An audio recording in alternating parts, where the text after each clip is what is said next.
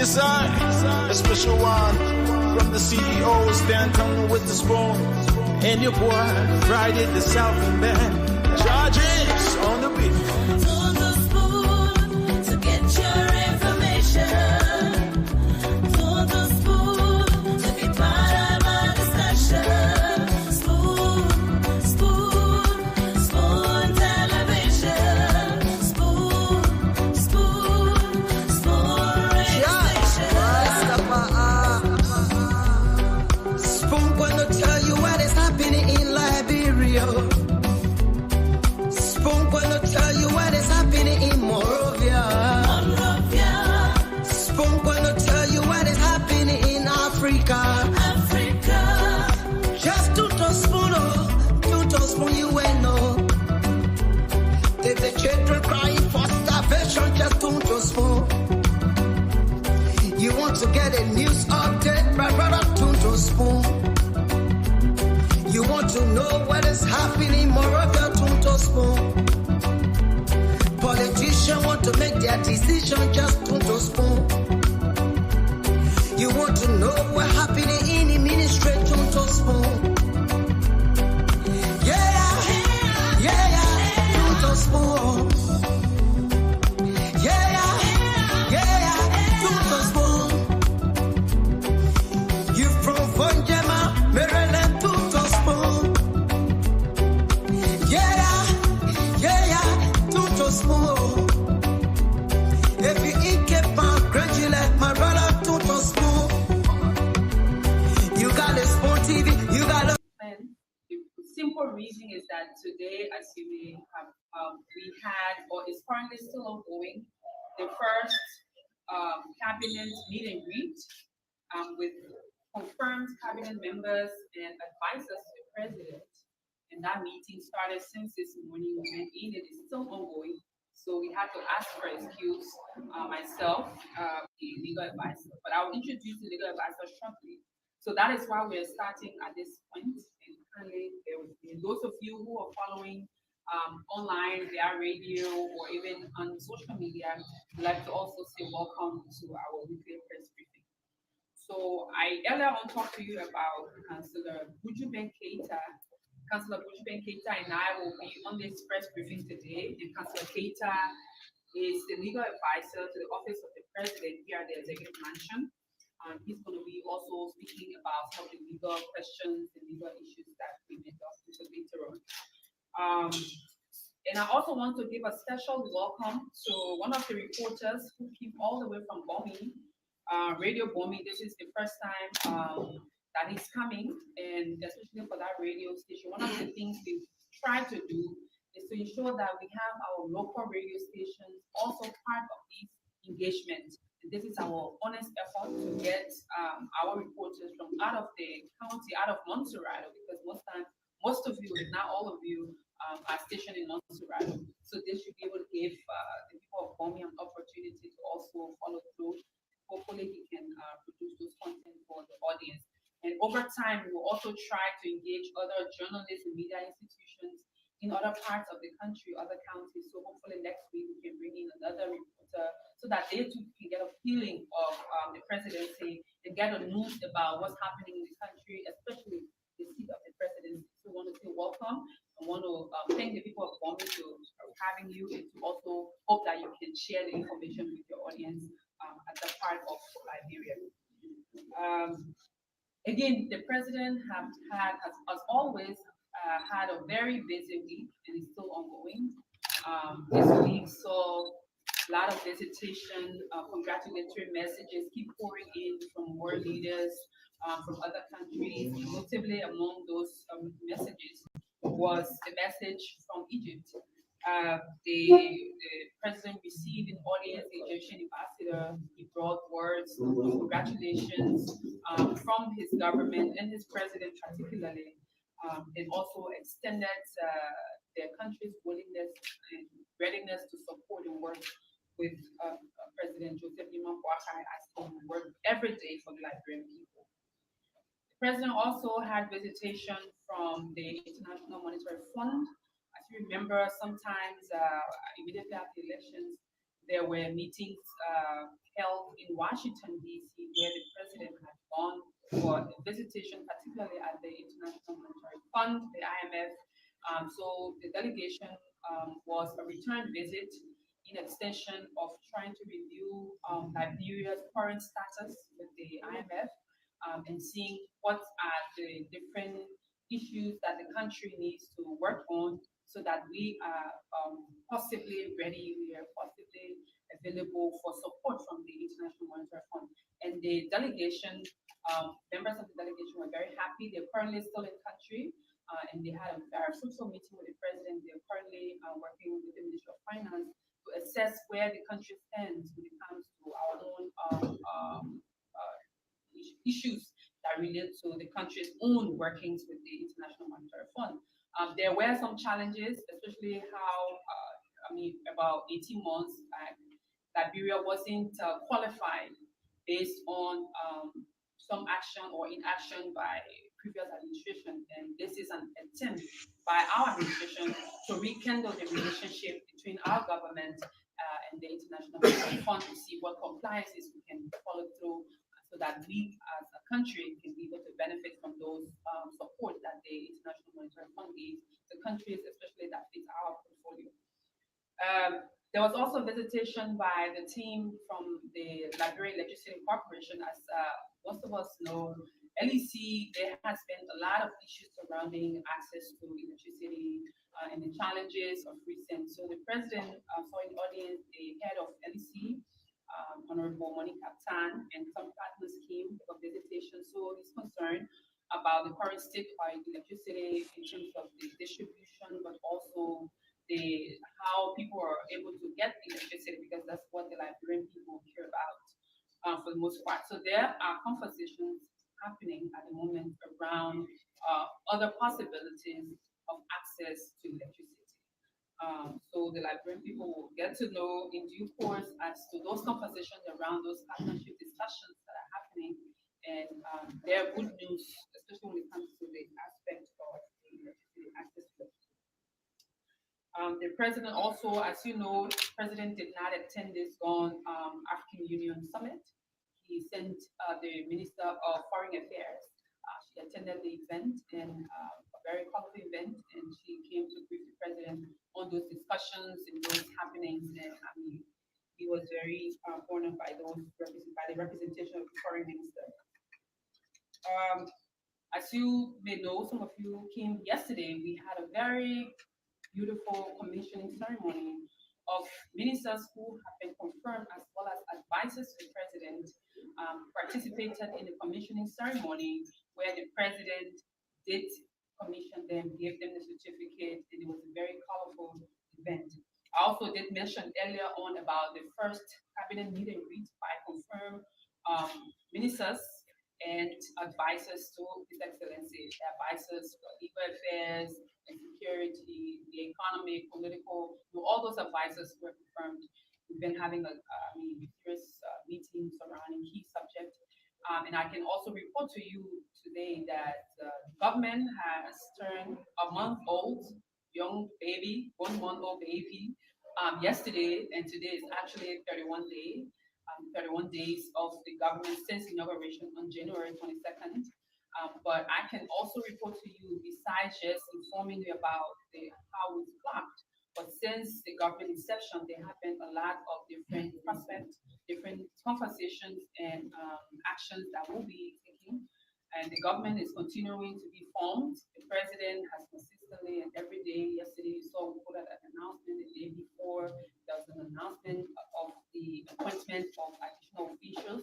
So as we go along, the president will continue, and he has said consistently that he's working very hard to ensure that he brings on board the brightest of minds.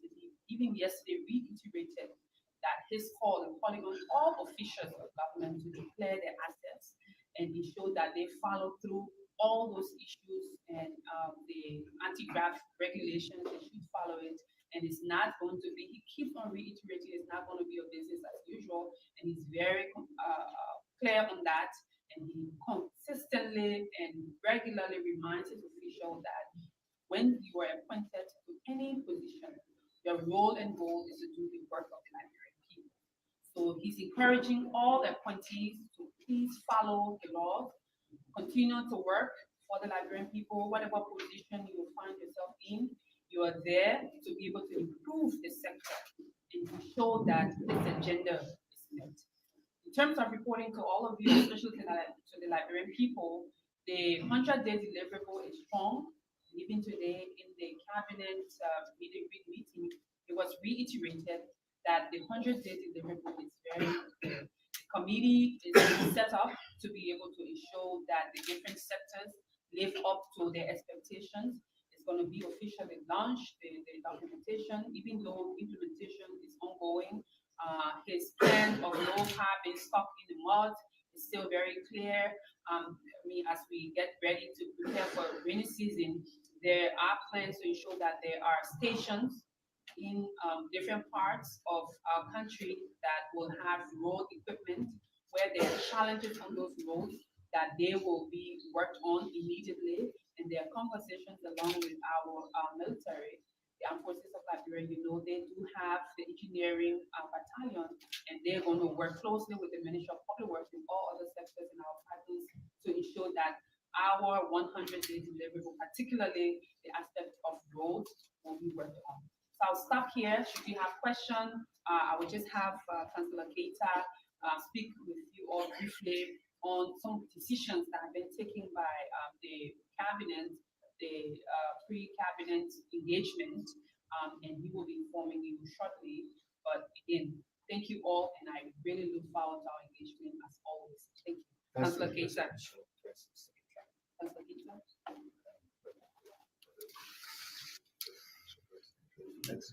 So, firstly, we call Vice President. Thank you.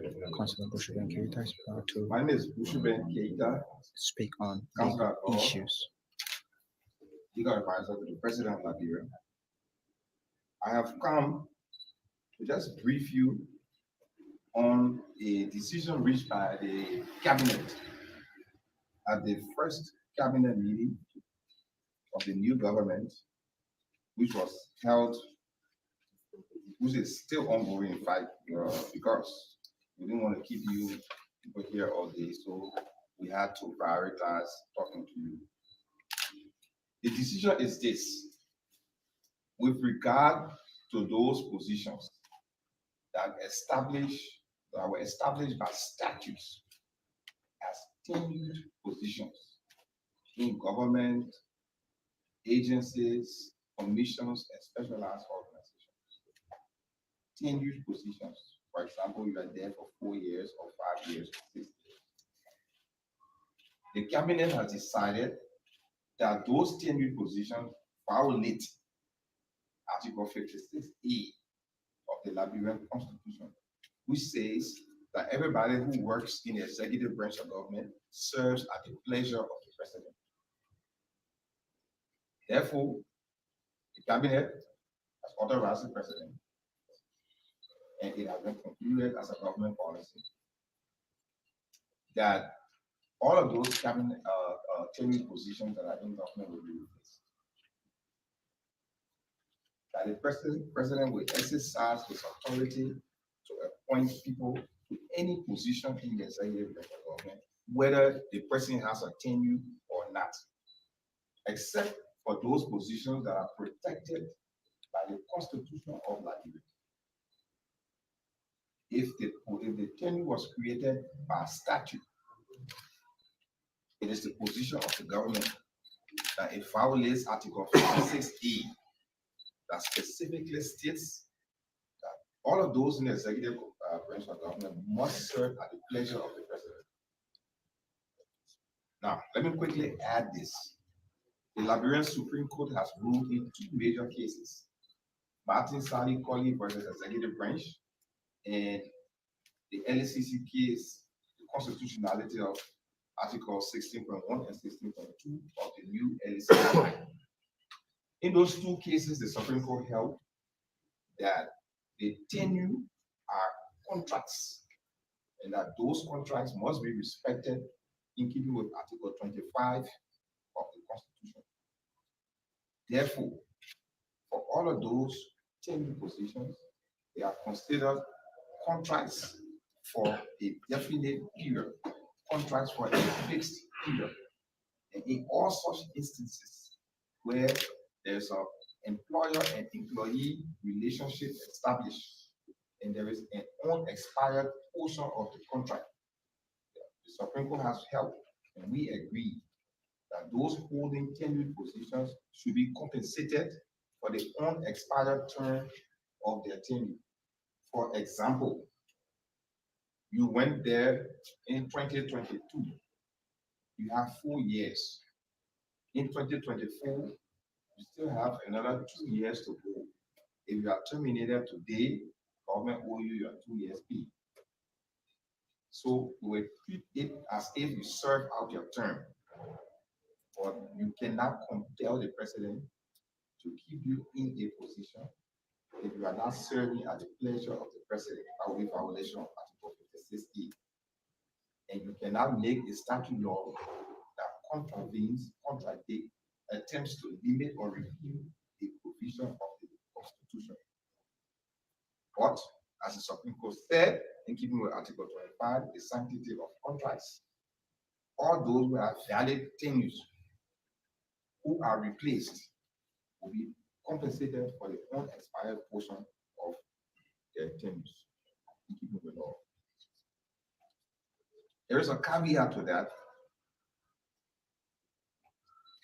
The Code of Conduct in Article 5.1 says all officials appointed by the President of the Republic of Nigeria. They mentioned to ask the legal advisor to the president why he dropped the case against me. I've done nothing. I don't know who this guy is. And he defamed my character for the work that I have done. For this country, for the land. I've served every government that I've come and I've left a print.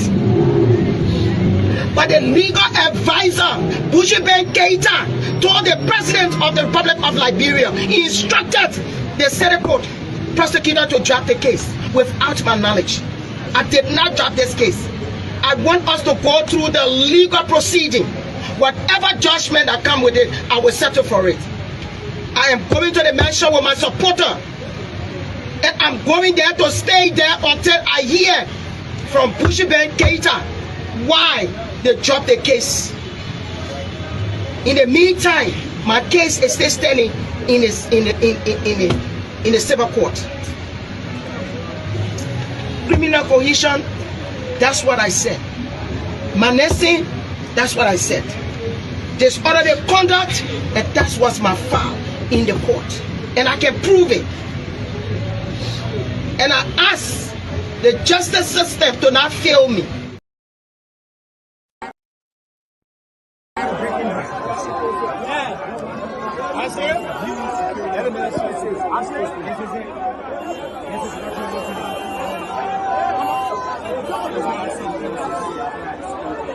You said you can face the director car?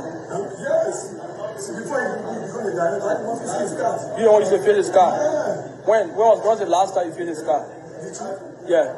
I think my last time was 4 months. Musa Berede is telling UP that Komi will not win. Komi will not win, so he only care about his seat. Really? Do you know me? If Komi now win the election, I will win my hand. Oh! If Komi now win the election, oh! Breaking news. If Komi now win the election, if I win my seat, I will resign. Oh! I'm telling you now. Breaking I will not news. go to the mansion. I will not go to the cabinet building. Thank you. Read my lip. You the man on the And record. Wow. I'm challenging. And this is why after we win, we not appoint any United Palestinian government.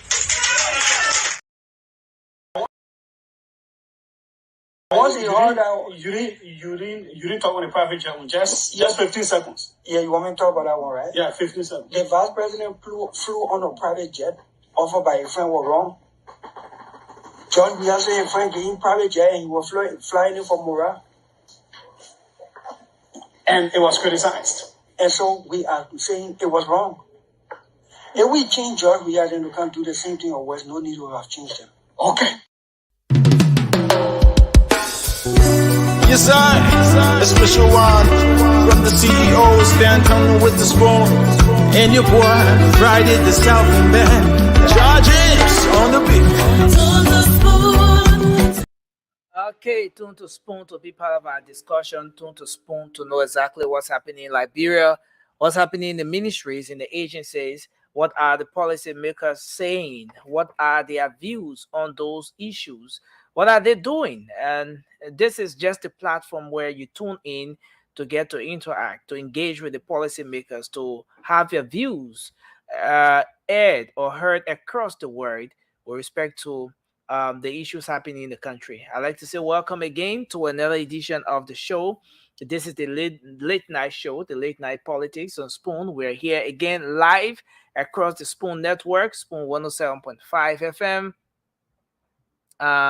Fabric 101.1, and Super 95.5. Thanks to our partner radio stations across the country that are relaying this program as well. And as usual, this is where we come with diverse views on those trending national issues. The views are not the same. We will all not think the same. We will all not have the same perspective on a particular issue. But what remains constant is the fact that we all want to see our country do better. We have different views as to how we want those things to happen, but we are all Liberians and we want to see our country do better. And so it's good to be here tonight on a Saturday morning here in Liberia. I know other parts of the world it's Friday evening. But yes, welcome to the show. My name is Nelson Colette. Kindly share the program as you join us tonight. It's going to be a fascinating conversation. Let me recognize all of our folks across the internet who are here with us tonight, and the ardent followers of the late night show too, people who always make up time to join us on the late night show. There are lots of you who share the program as well, and I must commend you for that. Thanks for always sharing the late night show as you come on every single night. So again, we're here, and welcome to the show. Let me go across and bring in the rest of the guys. Last night we have a great show. It was a fascinating conversation. It appears to me that look, we need to do part 2 of that conversation from last night. Very interesting. But this edition promises to be even more interesting. So let's have a show. Let me go across and bring in the team. Let me bring our co-moderator, Moba Zokia. The guy flashed me with some photos, and you will not imagine what Moba cooked. Well prepared. What was that? Peanut butter soup. But you even know, Teresa, he was the one who sent you that peanut butter soup. You don't know. And then when he showed you what he was eating, you took the photo and sent it to me. Mama, how will you do that? Teresa, just get the secret out. Teresa, he was the one cooking the peanut butter soup. Now he told you, Mama, oh, I eat like bro. See what I eating. When he show you the peanut butter soup photo, then you took the photo and sent it to me. Mama, it's not fair. Not fair. God is watching. Heaven is real. It's not fair. Raymond, welcome to the show. How could Moba be doing this to us, Raymond? Well, Moba won't be the CEO. Every day CEO talking about cooking, so Moba won't be the next CEO. Wait. I can't send a picture. The guy took to Ray one picture he sent to him. Then he sent a picture. He thought the guy thought I can talk. But it's interesting. What believe I did talking? Sandy, welcome to the show, man. It's good to have you on. The Liberian flag stay in the same position. That UP second morning power now we're going on. Where the teams are going now, I think the will stay here. Raymond disagrees with you. No, I disagree. Mama. We got to keep people feet to the fire. Yeah. No. You guys shouldn't confuse the Liberian people. Seriously. Well, I'm not confusing the Liberian. Look, our argument, our fight is for a change. So until the change is delivered to the Liberian people, the struggle continues. Seriously, yeah. We're not fighting for individual. Exactly. You're trying to confuse the Liberian people. So leave the flag alone. No, but the reason why I'm on the flag is because you said once the Unity Party wins, No. that would mean that the country is moving in the right direction. So you will change the position of the flag. The flag will not face down, or rather, be in the regular position. But the flag stay in the same position. English half for you. So Nelson, right? Until the first 100 days deliverable is evaluated and found to be implemented as promised, and the lives of the Liberian people have been elevated, where we can find the root of law, where we know that the fight against corruption is a real thing, where those who've been appointed to government are serving and serving with distinction, then we'll elevate the conversation. Until then, we remain in battle mode. Look. Sandy, don't allow Raymond to do you. Don't allow Raymond to do this thing to you. No, like it there. Raymond had all the bar road pictures in the background. Where is it today? Once the party came to power, Raymond removed all the bar road because he said that this thing we fought for it and is here now. About to come. He removed the bar road. Now he's supporting you.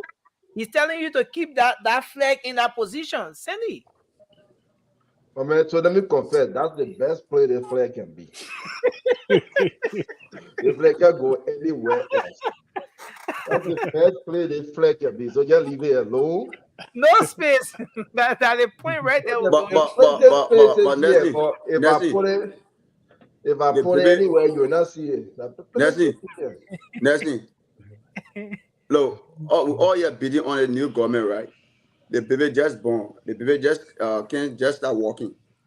The baby got to sit, crawl, stand, walk. Very good. So we can never come here and just be running things. They'll say, in 2 months, I want change it. Will be, no. So the baby is still young. The baby got to sit. After the first 100 days, then we'll start active judgment. But for now, it's not the time yet. So he listened to the presidential press secretary in the video we just played. He said, things are on course, man. With respect to no car being stopped, there'll be a substation. He said it. Yeah. There'll be a substation. For So, every Nelson, so the reason why I put down my background, currently there's no car stock. And I have explicit there's no car stock currently. When we draw this about no car stock right now, and I have explicit confidence in those appointed at the Ministry of Public Works. I know a lot of these people, and I know what they stand for. So by giving them the benefit of the doubt, I put down the barrels. But when after the 100+ days, and things have not improved, and cars being stuck, then I will put up my background again. Okay. But well, we're here tonight. Let's recognize a few of the folks in the comment section who have joined us tonight. Our own sister Shirley Snee is here. Shirley said, Sandy will make But let's recognize a few of the guys. You want to start, Rudolph, and then Sandy, and then Raymond? Oh yeah, so I should give my opening statement now. Let's recognize a few of our folks in the comment section. I mean, let me check the comment because I'm not looking at the comment right now. Let me check it out. So we have Mother's Love, Amos T, Papi S. Keita. We have Susan Pata. We got Cole Morris Jr. Welcome. Chosen King Enzo. Man, that means a Chelsea fan. So welcome, Enzo. we got Yatamba. Oh, we got Lord Mafla, my own big brother. Ansumana, it say yeah. Nelson, tell me to stop when it's time for me to stop, okay? Because I don't know how long you want me to go. We got Genesis Kokban, Kotoma King, Joe and Vanja Colley.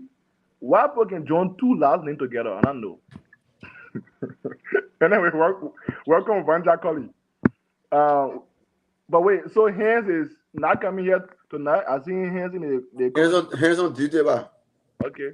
Hands, welcome, Chief. They may run behind the criminal then. Got Eddie Russell, welcome, Chief. Shirley Snare, Robert Mawan, Emmanuel T. Dongbo Jr., Sekou Donzo, Lane Lockfall, Sekou Donzo. Thank you. Morris. Okay, yeah. Yeah, Sandy, you want to pick a few? You know Well, that let me, they may be happy to call names. These are my people. Let me welcome to the show tonight, Mr. Stephen S. Morris. Good evening from my end. Agabele Omar Noah. Well, good evening. I see on here Miriam Bimba. Miriam, good evening from my end. Prosper Sharon Missing. Prosper Sharon, you and my daughter share the same name, Sharon. Beautiful name. Good evening. Mr. Sekou Donso, good evening. I see our man, Lane Lakbal. Lane, good evening. Welcome to the show. Abraham Kamara, Emmanuel T. Is that Dombo? Emmanuel, if I pronounce your last name, don't beat me up. We got Dr. Was, Trocon Kaga. Wow, okay. Maria Sando, is that Nyanitu? Welcome. I'll leave it here before I brutal somebody. Yeah. You're welcome. Thank you very much. Raymond, you want to take a few? So I'll be taking a few from YouTube while my brothers handle the Facebook. And first on the list is Laura Mafila. You're welcome to the show. Robert Menwon, welcome to the show. Nat BK Sasa Jr., you are welcome to the show. Grace Kafa, you are welcome to the show. And we have Theodora G. Limas Sr., Edwin Zobon. That's the few I can see for now. Welcome to the show. Thank you. Okay, so Moba, you want to pick just few and then we move on? Yeah, I'll go with David Washington. Welcome to the show. Ben Kowalu, welcome to the show. Tommy Jr., welcome to the show. Let me see what his last name. Anthony Jala, welcome to the show. Kia Gorcha, welcome to the show. I think so far off of my end. Okay, so yes, it's a great thing to have all of the folks joining us tonight. Nelson, I would do myself an injustice if I don't recognize Captain Edwin Tay. Captain Edwin Tay of the U.S. Army. Welcome. Okay, Captain Tay, welcome. And to everyone, man, welcome to the show. It's a great thing to be here tonight.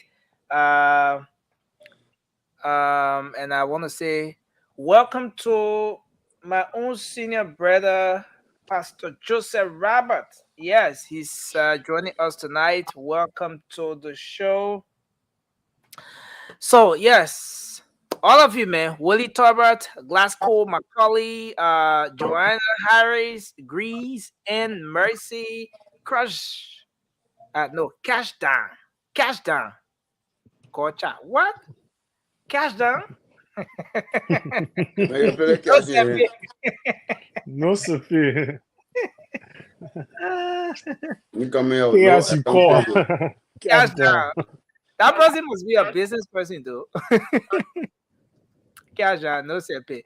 But it's good to be here, and I think we can kickstart the show now. I just want us. What on mine, right? So Nelson, is this a new practice that we do every day or what? Yeah, we're gonna ask our followers. Do it. Yeah. So Nelson, let me call a few more names, okay? I just saw a few more names. Somebody you know. Just watch it. No, not people I know. Because my names were very short, and now I see a few more names. Abraham Flomo, Alexander Samuka, Grace and Mercy. Then I also see Lynn Leko. Yeah. Those were 4 names I just saw that came up. Thank you, Welcome sir. to the show. And thanks for being here with us. So I want us to do the quick 1 minute opening. Our go. guest will be coming on. Most of you are aware that the free tuition policy in Liberia has been a very critical discussion, if I may say. The folks have been divided on that discussion. In fact, from the very start of this, from the very day the government or the former president rolled out that free tuition policy, the very day he made the pronouncement, even the president then of the University of Liberia expressed some serious disagreement on the manner in which the president made a pronouncement and then went about it, even getting that policy to go into effect immediately. She expressed some critical views about that. She said it was untimely and all of that. Since then, that discussion has been going on. Some of our folks at the University of Liberia have been benefiting from it, where instead of having the regular tuition they had to pay, where most of them will go to school and have to go after the donors for scholarship and all of those things. No, they will now just do their planning and then pay something like 1,500 or somewhere around 20 USD and go to school for the entire semester as a result of the free tuition policy. Well, some of the policymakers saw it as something that was not too good for the University of Liberia. But in the midst of the debates and everything, a bill was introduced at the legislature on that. That bill was introduced by the then representative of District 5, Montserrat County, Representative Thomas Fala, who was now the speaker. The deputy speaker of the 55th legislature. He was a member of the 54th legislature. Now he's the deputy speaker of the 55th legislature. He introduced that bill successfully. He was able to lobby. The discussion went on, and the bill passed through the lower house, the House of Representatives. They passed on that bill, and they went at the level of the Senate, and they fought very hard to have that passed into law in the 54th, since in fact that remains one of the legacies of the Weah administration. They fought very hard, and but just somewhere around the end, in fact, it was on the agenda for passage. The Senate had it on the agenda for passage at the 54th legislature. Just about that time, the 54th legislature was dissolved. Now, moving to the 55th legislature, the man who introduced the bill at the lower house has been elevated. He is now deputy speaker. He's no longer just some lawmaker on Ways and Means. Something. No, he's now the deputy speaker. But interestingly, since this was a CDC thing, moving to the 55th legislature, coincidentally, the person who happens to be the chairman on the education committee and what have you is Senator Nathaniel Fallow. And these instruments will certainly go right at his desk, and everything will take off there. And so this is where we are. And so the debate has resurfaced. Just a while ago, we saw folks from the University of Liberia, specifically the PROSA. They were protesting for 2 reasons. They said there has been delayed in the reopening of schools, where their faculty members again have issues with salaries and other issues. They said their salaries are being delayed. They are tailoring it to the same free tuition policy and all of that. Well, but aside from that issue, they were also protesting that they want the free tuition policy back. They want it to continue, not back, but they want it to continue. And on the flip side, the SUP, on the other hand, does not support that whole free tuition policy thing. And they think it was some stuff put in place by the outgoing president, just to make a name. But where this whole thing got stuck at the 54th legislature was when it got to the point of how, with respect to how they're going to sustain this, especially bringing the Ministry of Finance. What do they have in place to be able to sustain this policy? That was one of the critical issues that we had a lot of so many unanswered questions around. But well, to move on with this discussion tonight, we've invited an educator, Mr. Bill Rogers. He's a professor. He's going to be joining us tonight. And we also extended an invite to 2 students from the University of Liberia. We're hopeful of getting them, taking into consideration the time factor. We're just hopeful of getting them on here tonight. So we talk about this issue from that point. But I want us to quickly do our opening as we try to get our guest ready and to get him come on. All right. You want to start with me? Yeah, Morvan, go ahead, sir. Thank you, Nelson, and thank you to all our listeners on Radio Land, social media, YouTube. Thank you, and thank you to my fellow panelists. And thank you also, Nelson. Well, there's a lot of things going on in Liberia right now. We all know. But all we can say is Liberians want a change now. We all know they are gravitating toward change. They're all pushing. But there are one thing they need to know. The baby just get born today and walk. Everything starts a little by little. Baby, you gotta teach. First, you gotta teach the baby how to sit.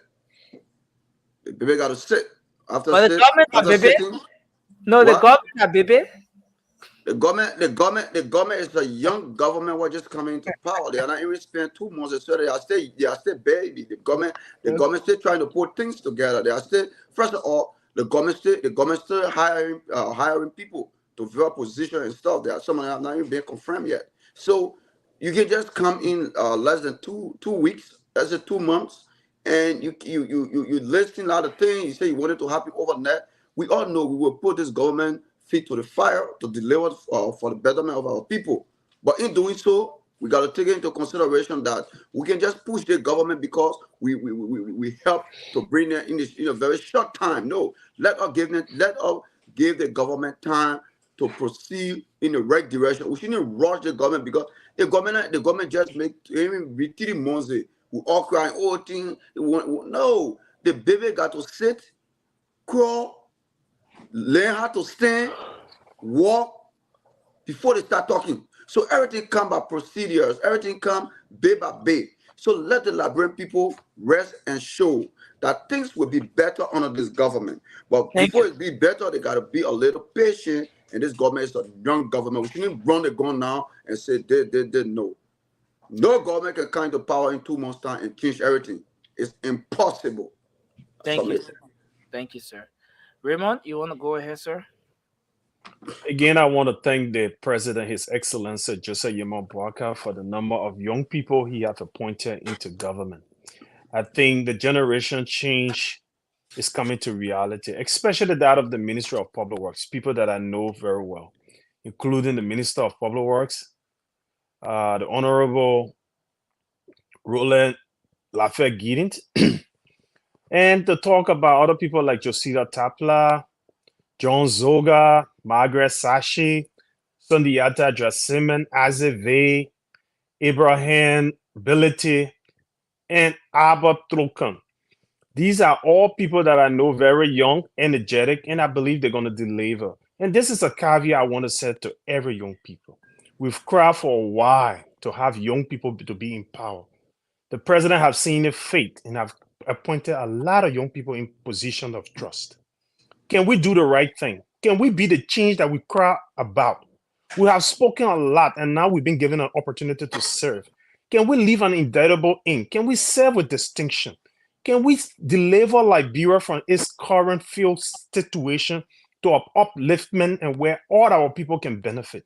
Let us not go into this position and try to seek for ourselves.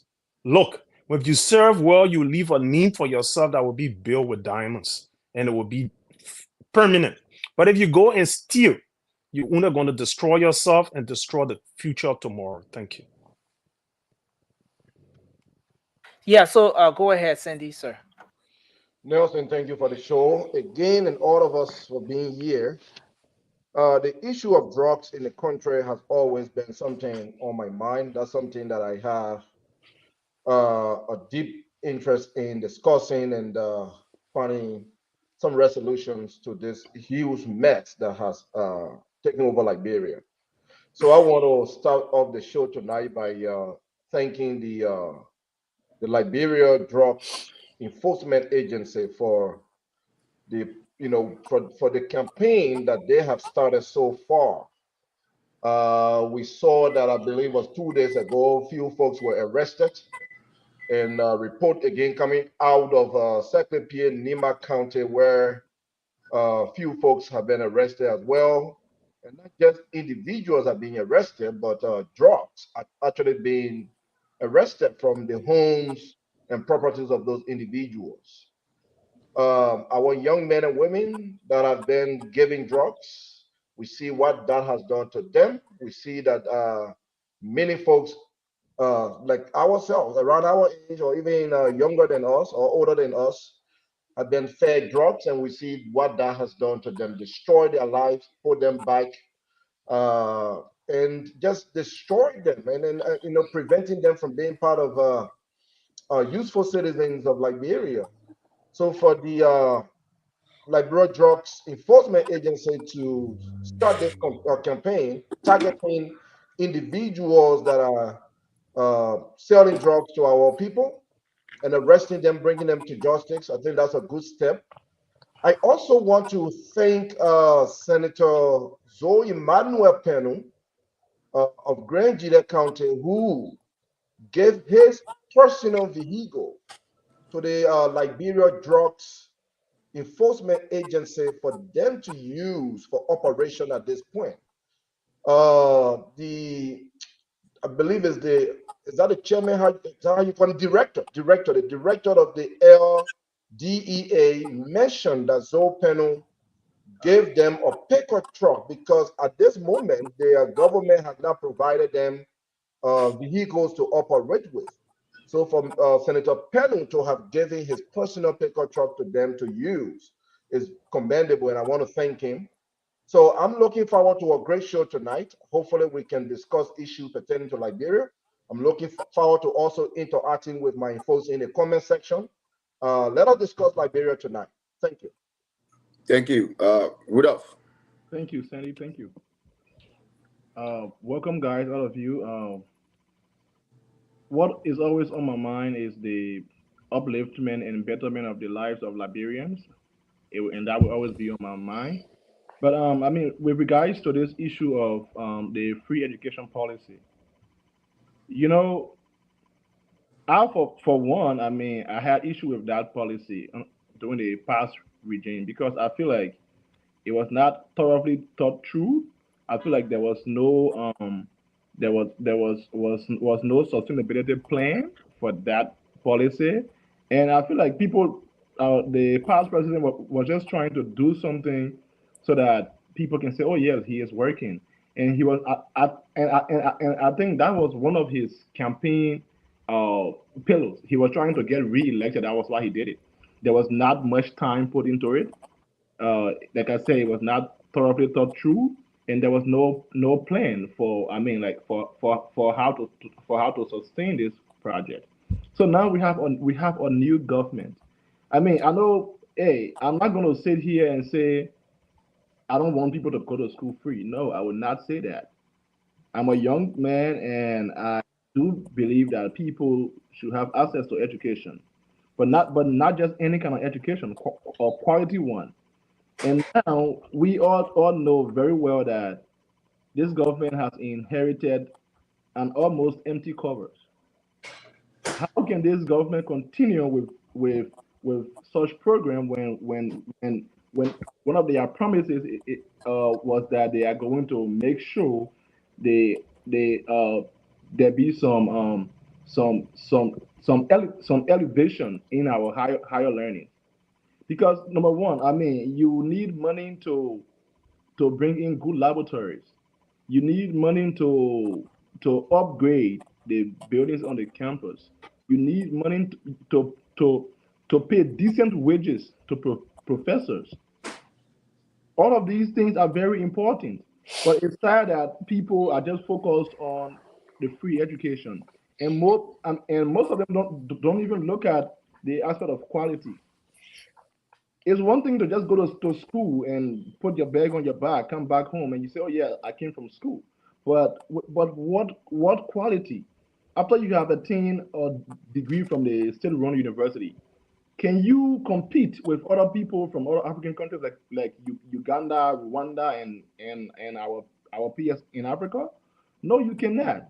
So I think we should push more for quality and not just quantity.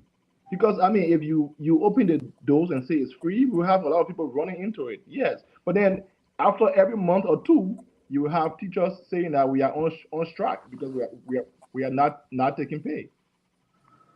Thank you.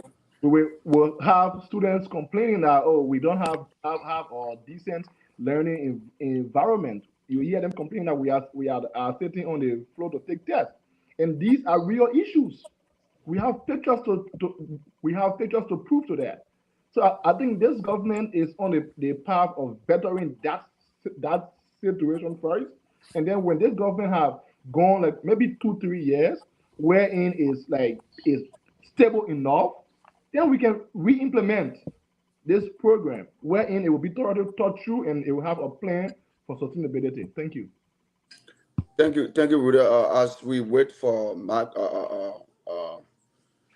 nursing, we'll just go around one more time where what on our mind again, then he can come.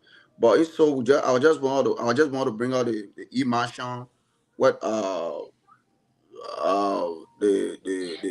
e-marshal website, what her name said we're talking today. Kula Fufana. Oh, you back? Yeah, it's interesting, Moba. Press secretary. It's very interesting. Yeah. We'll talk about the press secretary coming today. There were lots of things she said, but the other day we had a discussion here. I was just trying to guide our guest through as he tries to get set. Yes, so you'll be coming on shortly. But the other day we had a discussion, and I want us to peep into that a little bit as we await our guest, Moba. Mm-hmm. We pull up the code of conduct, specifically the portion of the code of conduct. I hope we have these slides here.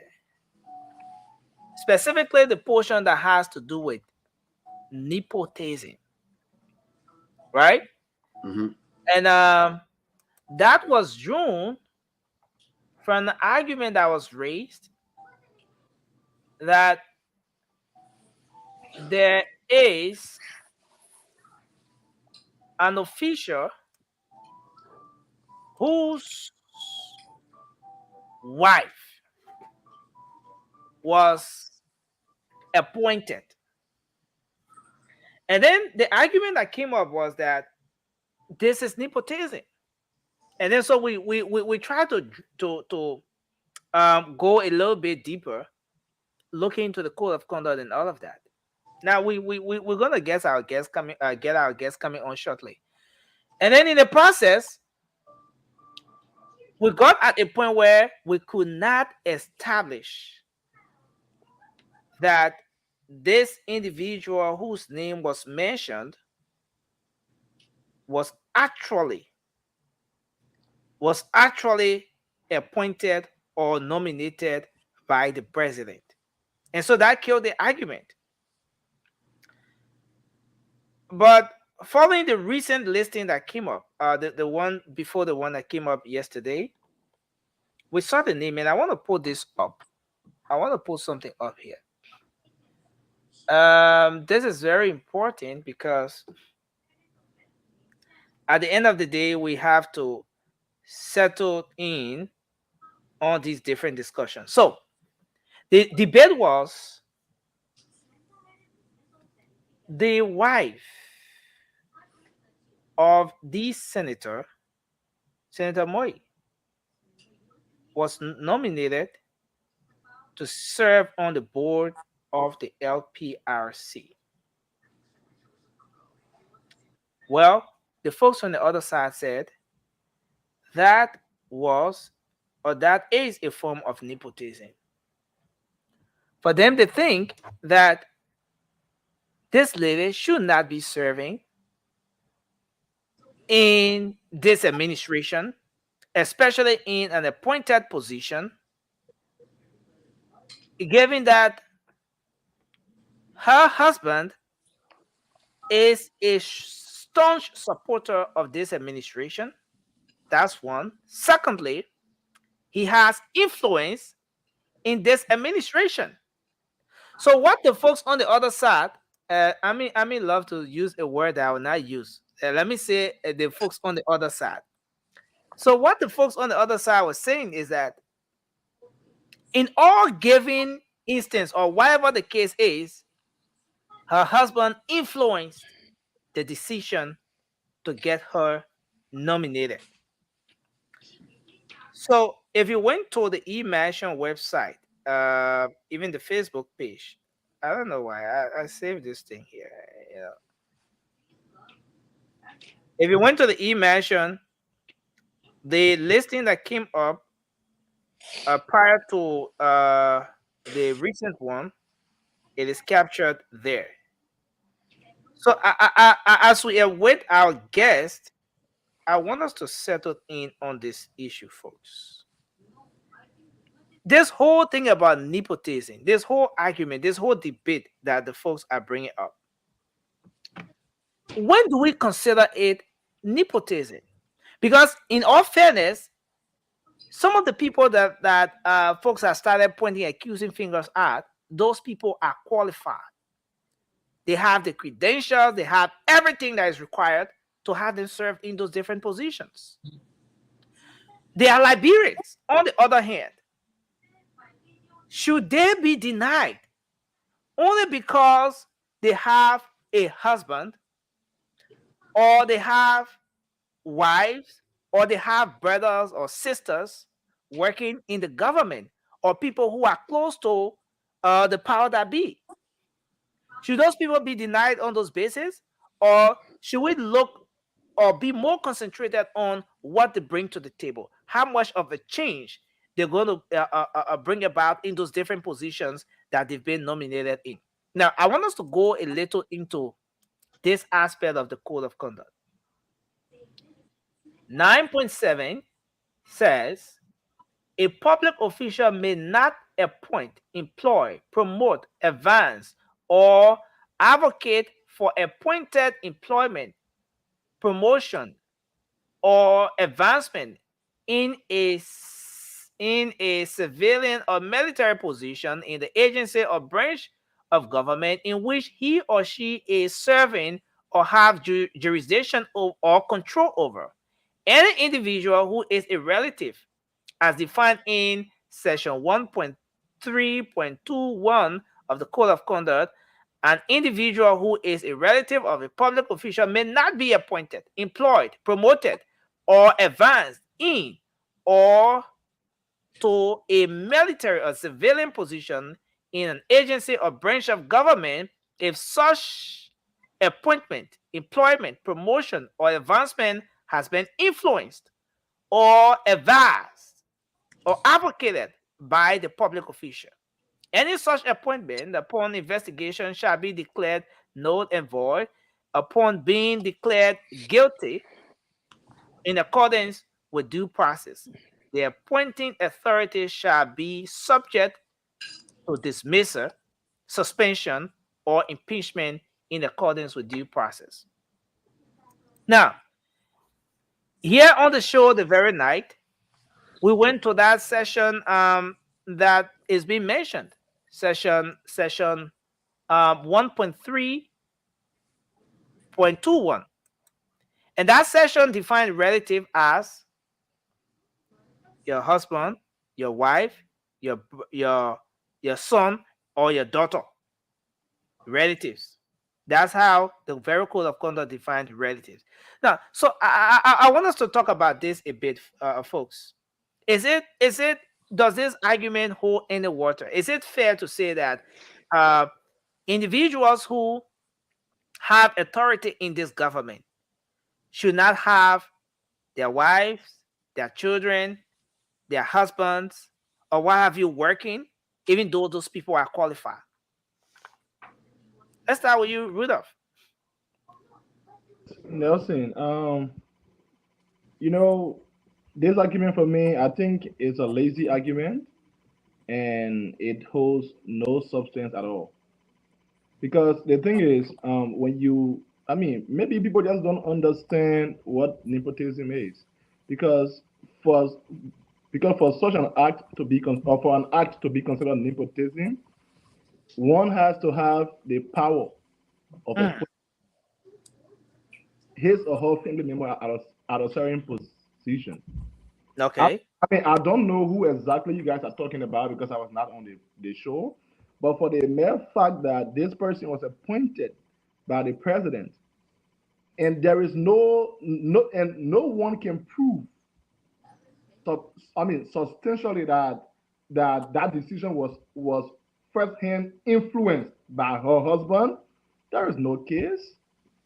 When Madame Salif appointed her son to serve as NOCA boss, and the story went the way it went, that was a perfect example of nepotism, because she possessed that power and she used that power to appoint her son.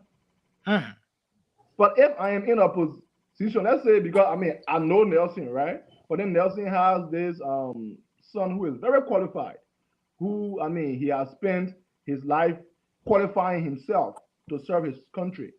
And then I appoint this person. You come to me and say, oh, because you know Nelson? I think that's a baseless argument. Thank you. Thank you. Cindy, let's hear you on this, sir. Look, Nelson, this is a very old topic, or old wine in a new bottle we're trying to open here. We discussed this thing the last time very thoroughly. One thing that must be established for us to consider this a nepotism is the fact. Let's establish some facts here. Where is the lady being appointed? Is she being appointed in the legislature? Is she working in the office of a husband? So they established that the husband is a senator, correct? And the lady is being appointed by the president of the Republic of Liberia to serve the executive branch of government. So again, these are two different branches of government, right? So to be considered nepotism, our law says that the person will have been appointed under the same or within the same department or institution where the individual who may have had some influence is working or have some control over. So in this case, it will be Senator Moi, perhaps in the Senate, have some level of control working in his office or at that institution, and appointing his wife to serve within that same institution. That's one fact that we must establish. And if we can agree that that's an aspect outlined in our law, then we can then say that, well, this woman is being appointed to serve the executive branch of government, right? How is it possible then that a husband who is a senator will have direct control over the executive branch of government when they are supposed to be two branches of government, right? So you said, Nelson, when you were trying to outline discuss this, when the Liberians are qualified to serve their country, they should not be in common language put down because they have families serving in any one of the branches of our government. One point, Nelson, because her husband was elected senator does not mean that the rest of her life should be kept in the kitchen. Just because my wife is elected senator or my wife is appointed to work as a minister mean that I should remain out of government. So I think that this debate has been settled long ago. You know, There's and no this need is for important. The reason why this debate resurfaced is because as of the time of the conversation, the time this discussion was held, this listing was not up. So one aspect of the debate was that, oh, but you're talking about this person. You go, if you went on the e-match and all of those places, the person's name is not there. But now if you look at the listing right on the screen, you see Liberia Petroleum Refining Company, the LPRC. The last name at number 139 says Ms. Nancy Moy, member of the board, Liberia Petroleum Refining Company, LPRC. Now, and immediately when this listing came up, then the debate resurfaced. That look, could it be that there was some sort of influence was used in this case? Now, because the other side, the folks on the other side are saying that Senator Moy is an influential person in this administration. Could it be that his influence was used in this case? Now, Raymond, let's hear from you because I'm trying to get Cindy to come back in, but it's like he's gone backstage to attend to something. According to our laws, the code of conduct, Mhm. and the textbook's definition of nepotism, there's nothing to call this act nepotism. Okay. But there is an argument of scarce resources. The Liberian family, vast and large, are unemployed. And just one family having so much of the national cake. That's the argument. And I buy into that argument. You buy into Senator that? Prince, yeah. Senator Prince Moyi Disqualified. is And the being Liberian paid too. well. I agree, but I'm talking about the Liberian family, bro. When you're looking at a broader picture, you look about equity. The argument is about equity more than nepotism. There's no argument of nepotism here, but it's an argument of empowering one family by and large to the expense of the vast majority of Liberians. Senator Prince Moyi is well paid for the job he does in the Senate. His influence and his powers in Liberia is very outstanding given his office. His salary can cater to his family. His wife could be qualified, but there are many qualified Liberians who will not be able to work in government. In the wisdom of the Excellency Joseph Yima Boaka, I would think it's more a moral argument of the optics than any argument of breaking the laws. You are giving another Liberian who's qualified the opportunity to work and earn for. If you take those two people's salary combined from taxpayers' money, they're taking a giant share of the Liberian resources, You know, while okay, other let's Liberians don't have an opportunity let's to be agree on the angle. irrespective Considering of qualification. considering the angle you're coming from, all right? Considering where you want to take this debate. You're taking it from code of conduct, you're taking it away from the legal aspect to a kind of moral stuff and looking at the optics of this whole thing. But Definitely. again, let's go back to your scenario, Raymond. You are bringing into the picture the whole scenario of Liberian families. Yeah. One family has absolutely nobody working in government. Another family, like in this case, has someone who is a policy maker, a lawmaker, as a matter of fact, working in government, well paid with taxpayers' money and all of that. And then on the other hand, he's influential. And then on the other hand, he has his wife that is being appointed to again serve in government, and she's gonna be paid with taxpayers' money. But then the other side of the debate is that this wife is qualified. This family invested a whole lot in education, educating themselves. Do you expect, Raymond, that this family that has invested a whole lot in educating themselves, and compared to that family that hasn't done so, that have not done anything like that, do you expect the both families to have a share of the national cake, the equal share of the national cake, considering that? No, that's not my argument. That's not my argument, Nelson. There are many qualified Liberians who will not have the opportunity. Some with multiple master's degree are not working in government. So it's not about those who haven't prepared themselves. The arguments about those who prepare themselves and can work in the position that Nancy Moi can work in, equally or even more qualified than her, are being left out.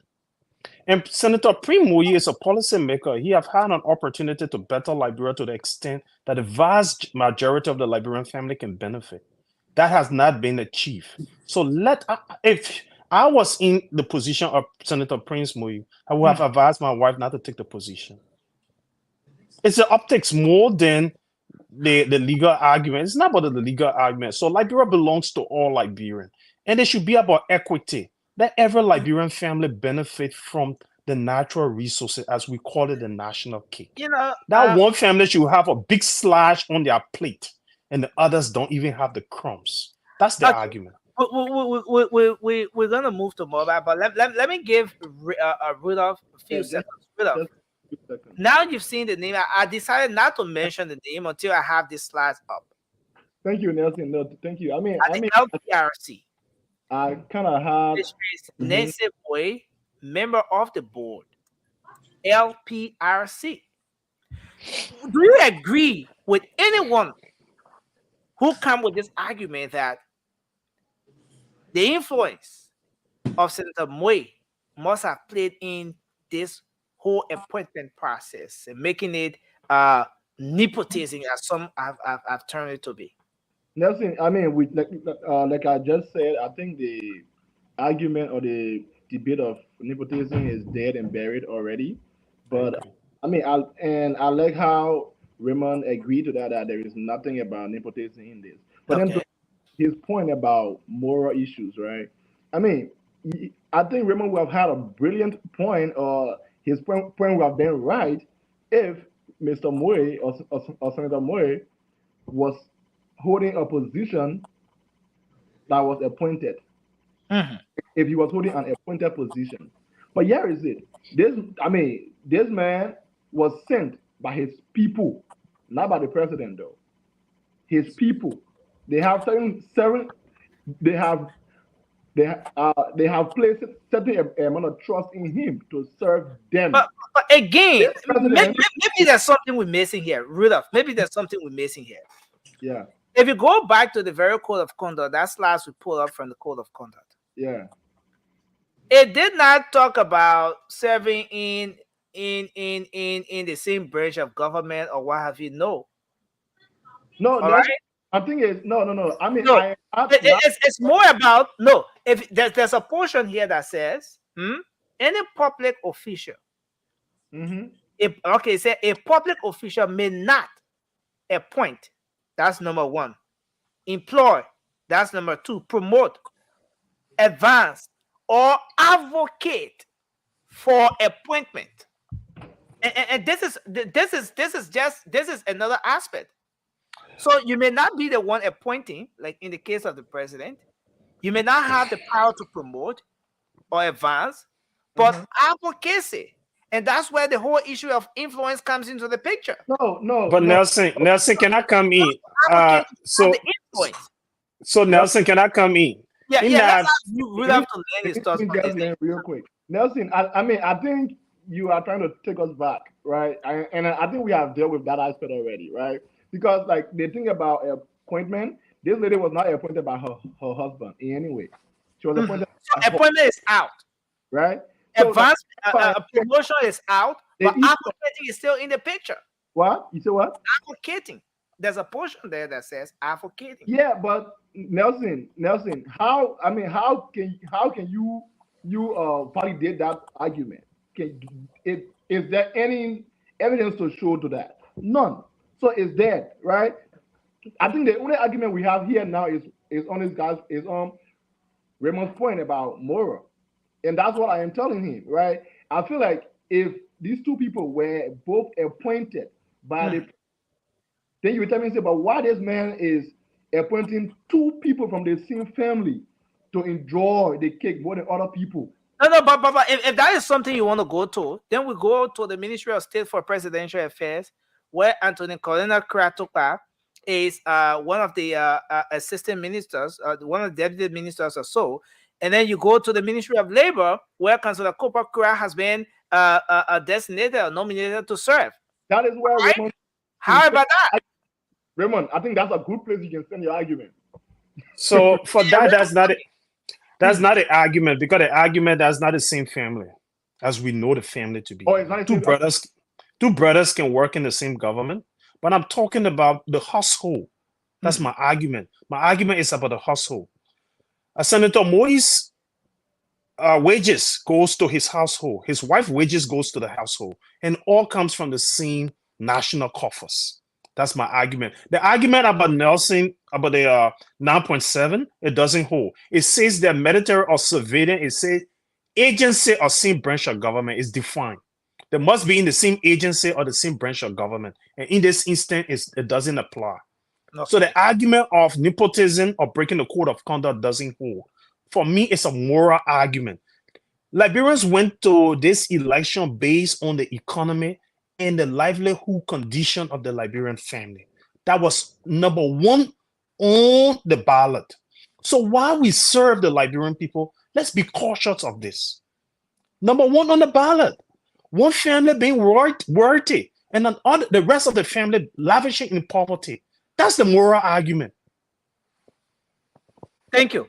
Moba, you want to come in on this? Let's hear from our brother Moba. Moba, where do you stand on this as we try to...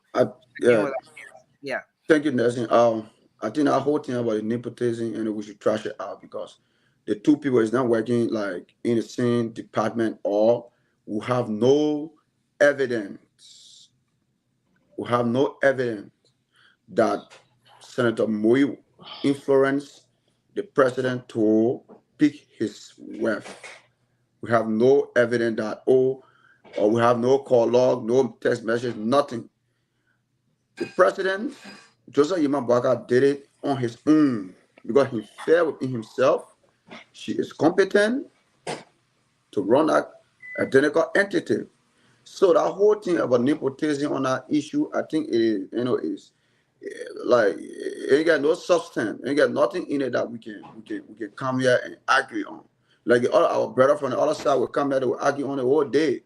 But when you tell them, say, because according to that identical code of conduct, in our same chapter, it tells you that influence, and I don't think Senator Moise ever even call the president, say, do this, do that, put himself in maybe make a call and other stuff. I don't think he did that.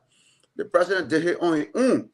But then look at where my brother Raymond coming from. I think I would agree with Raymond on that point, because I know she qualified to hold that position. No one not arguing on her qualification, but I think one family can serve the entire government all over. Let's talk so. Or, it's not to say it's a law, but I think other people should have given a chance to serve in our capacity as well. But that is not an argument as well too, because she is well qualified, she is competent. We give her everything. But on the basis of on the basis of that, I think we will be able to say she should have given up. The president should have given that position to somebody else to serve in that position. But it's not a law to say she can't. No, it's not our argument. It's just like the national cake should be shared equally. That's all. If this whole thing is leaving the confines of the code of conduct, moving to this whole aspect now of the national cake being distributed evenly, And then again, it still doesn't answer the question. It still doesn't Yep. set the waters, because if you We, look no, across, that one is only our destiny. That one is not the argument. It's only our view. It's how we, it's our personal view. It's not like we arguing on it. Say it should be like they know. It's not our argument. She get the right to serve to that position, and we commend the president for appointing her. She will go there and serve well. And nothing in her identical capacity is for code. I mean, or JMB violated any code of conduct. Nothing in there. Nothing in such is in that. So that argument is baseless. It's not. It get no substance. It get no weight that we can come and argue on it. You understand? But what we're saying is only for our own judgment, our own thinking, that it should be like this, should be that. But it's not a law. It's not something that she's competent. She's well schooled. So I know she will be able to deliver to that identical sector. And I know she will do that. But in our own perspective, in our own thinking, common sense, that's where we come from that direction. But it doesn't mean to say it's the law or anything. Sandy, you want to come in? Our guest is getting set. Yeah, I have some technical problem here. I mistakenly stepped on my switch and turned off my entire system. But look, I think we have established here that appointing Madame Moi does not go against our laws. It cannot be considered nepotism for the fact that the two individuals, the husband and the wife, are serving different branches of government. The wife has been appointed by the president based on her credential, based on her expertise, and that the trust the president has in her to serve the Liberian people. Could the husband have some level of influence? Could did the husband make the suggestion to the president? It's possible that the husband may have suggested his wife to get appointed to the, it's possible. But let us also then believe and trust that the president was not by any means forced to make such appointment, that the president evaluated all names presented to him and he made his decision to appoint who he believed is qualified to work alongside him to serve the Liberian people.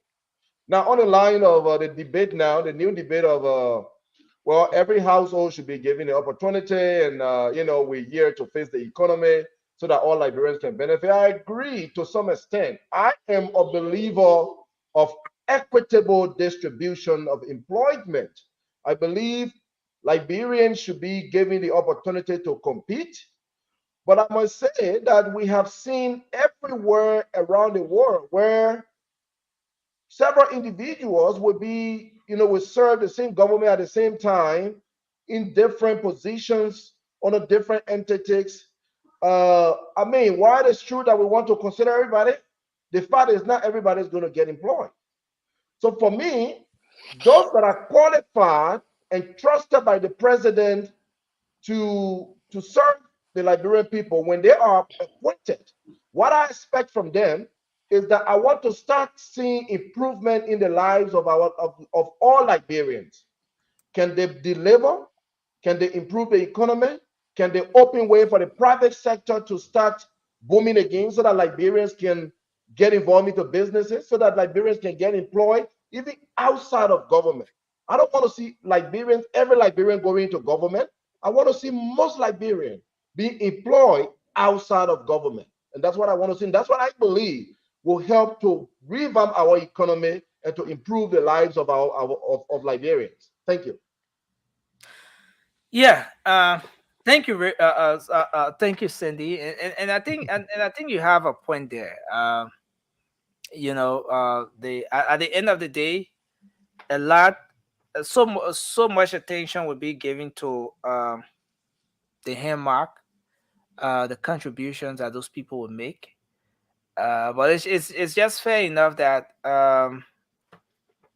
we tolerate the views of others. When people come up with these issues, these debates, they raise those concerns. It's just fair enough that we get to do justice to the discussion, because at the end of the day, this is where we are.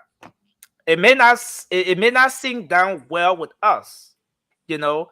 It may not be something that we buy into, but it's worth talking about. It makes sense to another person, and this is where we are. And so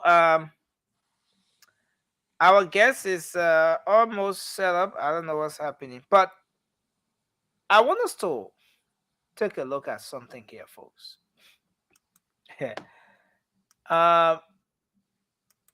Few days ago,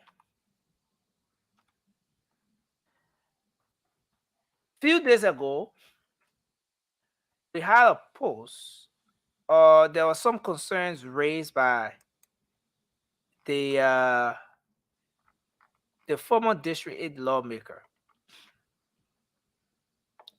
And in his concern, he said that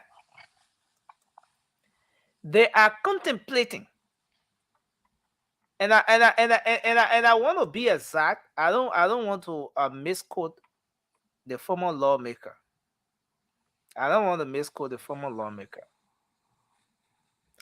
He said they are contemplating on staging a protest, the biggest nationwide protest. This is Honorable Gray speaking. He said the first thing they will be protesting for is their 20 million. Which 20 million? He said, when President Weah left power, President Weah said he left 40 million there. This administration said a little over 20 million.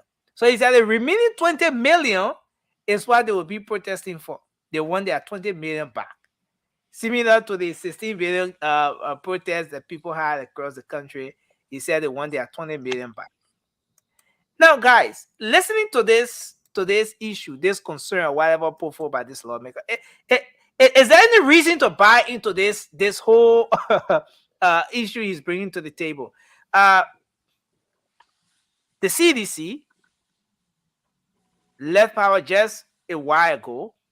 Now we're talking about some 20 million protests that the lawmaker says they want to do. Maybe just 30 seconds on this quickly. Our guest is all set now. We just start to keep the thought on. Yes, let's hear you, Cindy. Or maybe then next we can take Rudolph, and then we'll bring our guest on. Yeah, listening to a little bit of what Gray was saying, the protests. I mean, they are welcome to protest. We expect that they will protest for the next 6 years. The CDC recognize where their defeat comes from, right? Where it came from. They recognize that they did not serve the Liberian people. That's the first thing. And second, they were complacent. They had thought that President Weah was, is just loved by the people. So no matter what they were doing, the Liberian people will vote them. So they were complacent. They did not address the issues that we were talking about. They turned down a lot of the concerns coming from the Liberian people. So you know what they want to do now, Nelson? They will protest on everything. They will appear on radio for every single thing. They would do everything they can now to distract the Liberian people from the reality. Because if you hear people that are current grade, that's what they're talking about. Oh, the UP came into power because they lied to us. They lied to the Liberian people. Stanton them were lying to the Liberian people, and they were on radio saying this and that about our government. That's the same step they believe they can do to gain love from the Liberian people. So let us expect these protests. They will come. And Love Masali, I thank you for flanking my sound. I was able to adjust it based on your comment. Thank you. Okay. Thank you, Cindy. Rudolph, let's hear from you. Yeah, Nelson, for me, what I'm going to say is that, these things are not strange. We have already been expecting these things to happen. And, what is even funny is that when this guy says that we want our money back, who the hour he talking about? Even the Liberian people. So even let's agree. He said he's speaking for you as well, Rudolph. He's speaking for you as well. Just for argument's sake, that maybe there was actually 40 million, right? But then, I mean, it's just crazy that you will put people in it. So, do you want the government to give you the money to do what you want for the people? Who are you anymore? I mean, thank you. Mr. Gray is just a trouble guy, man. We shouldn't even focus on him. Thank you. Let's hear from you quickly, Raymond. So when I live in Liberia, the district that I live in was the district Akaros Gray was representative of. And I know how people in the district believe of him. They think he's on narcotic. They think he should look out for A.B. Kroman. They think he needs to go to rehabilitation. That's how his constituent thought of him. The president have asked for an audit. What more can you ask for? The president said this wasn't based on facts. So he wants an audit. So I think if he was a lawmaker, if he's an honorable man, he's rational enough and reasonable enough to know that's the way forward. But if he said that, and that's what he thinks, then A.B. Kroman need to maybe get a warrant and search his house. And by the way, what? Search his house was saying they want to protest for that 20 million? Maybe the thing he had on that what A.B. Kroman looking for. Come on, man. Come on. Nobody. I'll come to that point Roman just mentioned. Akaros Gray had no such thing in our society no more. You shouldn't come here on radio and be talking crap. Akaros Gray served the Liberian people for almost how many years? 12 years, right? What he did in his district. Well, go Sony One, go see that place. Go to Rock Culture. What he did there, people still defecating on our water, while the water dry. The sand come over, and he was representative for that place. What he did. That's Akaros go say like, I see what he Thank you. every time. You won't go now. Nobody make it be hard to be friend. Akaros can be hard all the time. You know. My man, I get evidence. I get evidence. Then he kept me to court. No, listen, Boba. I make it smoke drugs. That one you get done. Nothing suspicious. You get those crazy things. Boba, listen. This is a professional platform, and we're being listened to. Forget the numbers you see up here. We're being listened to by thousands of people across Liberia. So but Akaros Gray just done nothing, son, my man. Akaros Gray was the person who took people to the UR camp and beat people. Then he want to talk about coming. So Nelson. No, but the point I'm trying to make, Mobile, let's do this. The point I'm making here is the lawmaker is a former statesman. So first of all, when we're talking to him, we should address him with respect. That's the first. So Nelson, I've sat on an interview where we asked the lawmaker. It was on our morning show some years back at Fabric, at the time we were on 14th Street. We asked the lawmaker, Representative Gray. A lot of people say your eyes are red because most times you are high on something. Do you get high? The lawmaker said no.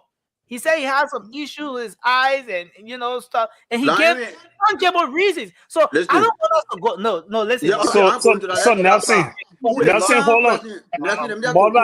Boba, I beg you, just give me a minute. Boba, just give me a few seconds, right? I don't want to conclude this, man. Boba, just give me a few seconds. I beg your indulgence. Please give me. Here to checkmate you guys as a low city. But Vasco and Akaros Gray, what is different between No, but Nelson, I want you to. Nelson, I told you I live in the district that Akaros Gray was representative of. He lived in Jalatown for a prolonged time, and I live 2nd Street. Go and do a survey. Go and ask residents their perception about Akaros Gray abuse of drugs, and think if the number of people that agree that he's have some knowledge on will not be more. Look, Nessie, let me conclude by saying that nobody in a sound mind or no. In a sound mind will take people on a learning camp or where people go to school and you beat people and you say you go for lunch like a cafeteria there, like a cafeteria. We have to bring our guests, and a sound human being who you say you, as a lawmaker, right? As a lawmaker, you gotta make the law, but you go, you violate a lot of people's law, right over there. You beat people. See people will stop people behind you with stick, with rock. Then you say you son human being. I make you tell you something. No, Mama. My man, I make you tell you something. No normal person can do what I did. No normal person can do it. Oh, but it's not water star. It's not water star show yet. It's not water star show yet. Like your show come, your show. Just talk anything you want to talk. It's not water star show. I will have to mute you, Moba. We on radio. This is my what man, we on radio. I'm speaking my mind. It already go to put here and they know I start with that. Okay, I submit. It's good you just joined us. This is what the lawmaker posted. He said the first nationwide protest awaits President Bouaka on April 6th. The peaceful constitutional nationwide protest will first seek to demand financial accountability of the 20 million unaccounted for from our consolidated account. The hike in the prices of petroleum products and our stable food crop, and the unconstitutional removal of Liberians from tenant position, and the last he spoke of in this post. Just a quick one, because we have our guest backstage now. Let's hear you, Vasco. Thank you, Nelson. Let me say hi to everybody on the show. You see, sometimes people just talk because they want to talk. Okay. I mean, every Liberian has the right. Every Liberian has I know what the right. the topic, sir. I mean, you back. I don't want this show. Yeah, guys, please, Vasco, you have a few seconds, sir. I mean, we have our right to protest. I can remember during the early stage of our government, the Unity Party came out and said $16 billion got missing. Even up to today, you still ask them, they will still say that $16 billion got missing, and these people protest. Mm-hmm. We saw that. So, and we all know that President Bouaka, who is first address, the inauguration, the State of the Nation address, rather, he said there were only $20 million in the account. And then the central bank governor came and make it clear that the former president left $40 million there. So we have the right to know where is the $20 million. So if they get out the money, what thing you are going to do with it? No, the money should be in the country. I want to understand who they will get the money to. And all of you in CDC. You are Representative Gray or the chairman Moba Molu. Who they give it? This is very serious. No, since this government came to power, they have broken all the laws. Okay, thank you. Thank you. This is not. That'll be a minor protest. We need you get Steve sir. You get Steve. Alfred, please take 30 seconds. I live in a district. You know, as I sit here, I get angry when I hear people that Akara Gray, come here and gallivanting around here. That Akara Gray tell us, when was the last time he stood up for the Liberian people when the stimulus package was being mismanaged? When we asked them, they told us that the river was falling too much, so they could not reach to the other part of the country with the stimulus package to our people. Where was Akara going when the $25 million SSR, the Mopo SSR, did he ever stand up to tell the Liberian people or to demand accountability when our people's salary were being cut on harmonization? When was the last time Akara in his 12 years as representative of the people stood up to demand budget performance report? When was the last time Akara did that? The last time I checked, Akaras were down Jalata, putting people together, our less fortunate Liberians, our brothers, putting them together to come on the university campus to beat people. He said you were going to have lunch. The last time I checked, Akara Grace is order. I mean, they answer the question that we'll be asking whether or not they were. Let's get them more time. You understand? So the last time I checked, Akara Gray in 12 years, he was all around the place putting people together. I can remember at the Freedom FM, put together to go ransack what's his name? Our former ambassador to the UN. The last time I checked, this guy is on push. He needs to be rehabilitated. I will sit there and allow these people to We on a, Go bring a scar grade. international platform. Let's hold you Don't guys put your there. emotion So in you these things, man. Let's you will hold you not guys sit here, Outside but the you will go on your platform and insult. I'm Yeah, mute. you're going to platform and insult. Accra Grapes You one will of the not sit here, best. but you'll go on your platform and insult women, right? Accra Grapes one of the best. We Can you- have to move on, guys. Let's now welcome our guest on the show. We reached out to him, and we thought to bring him on because he is one Liberian who was able to who has been able to make significant impact in the Liberian community. Like many Liberians out there, he pulled himself up by the bootstraps. He is an educator, and that's why we thought it necessary to have him on here tonight as we start the conversation around this free tuition policy. What is on the floor? There are different conversations around it. Whether or not this administration should maintain the free tuition policy. So let's welcome our brother, our friend, Professor Bill Rogers. Mr. Rogers, welcome. It's good to have you on the show tonight. Can you, okay, I see you are muted. Let me unmute you. I just did. No, I see you are still muted. Can you unmute?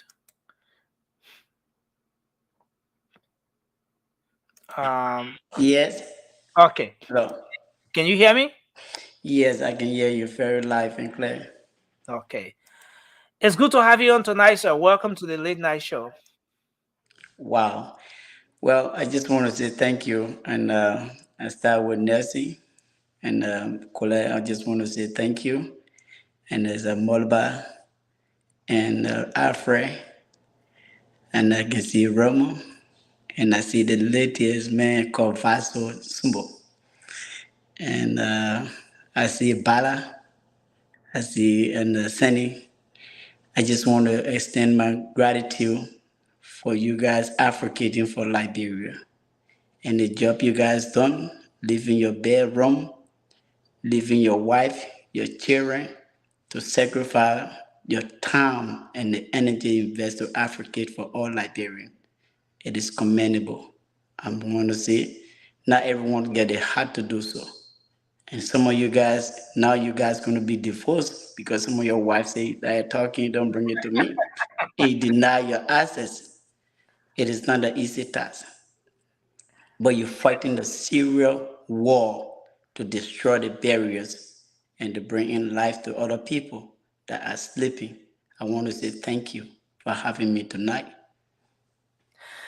Thank you, sir. It's a good thing to have you on. And you're right. Just the other night we were on the show.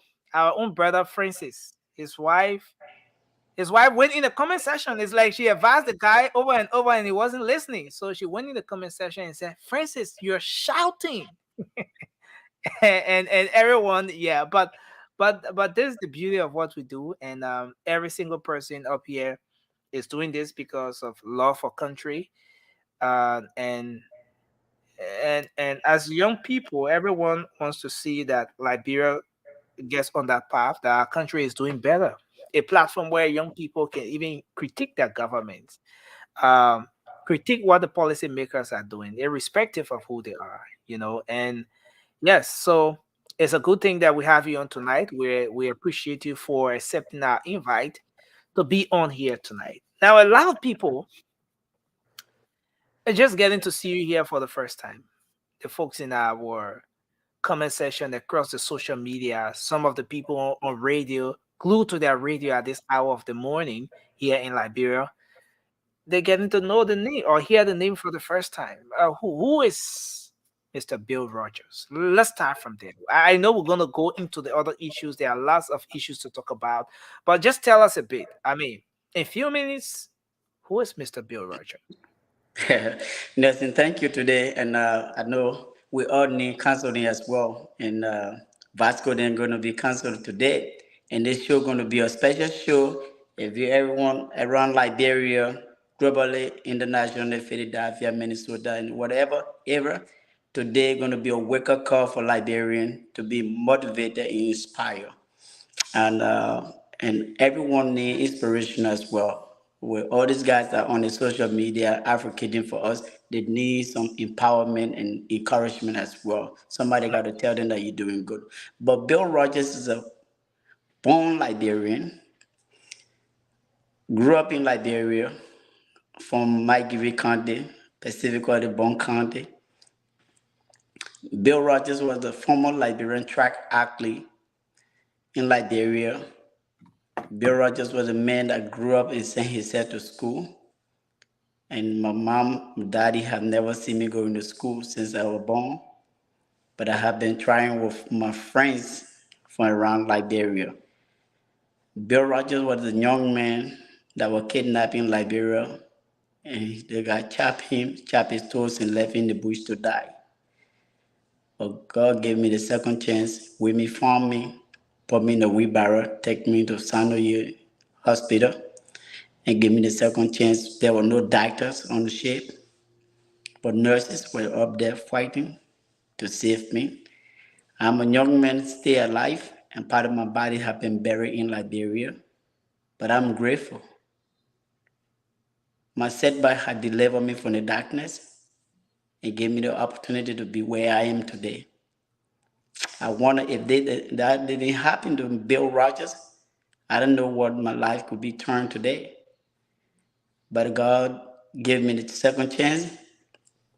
I came to the capital city, Monrovia, live with my uncle, try to find my way through.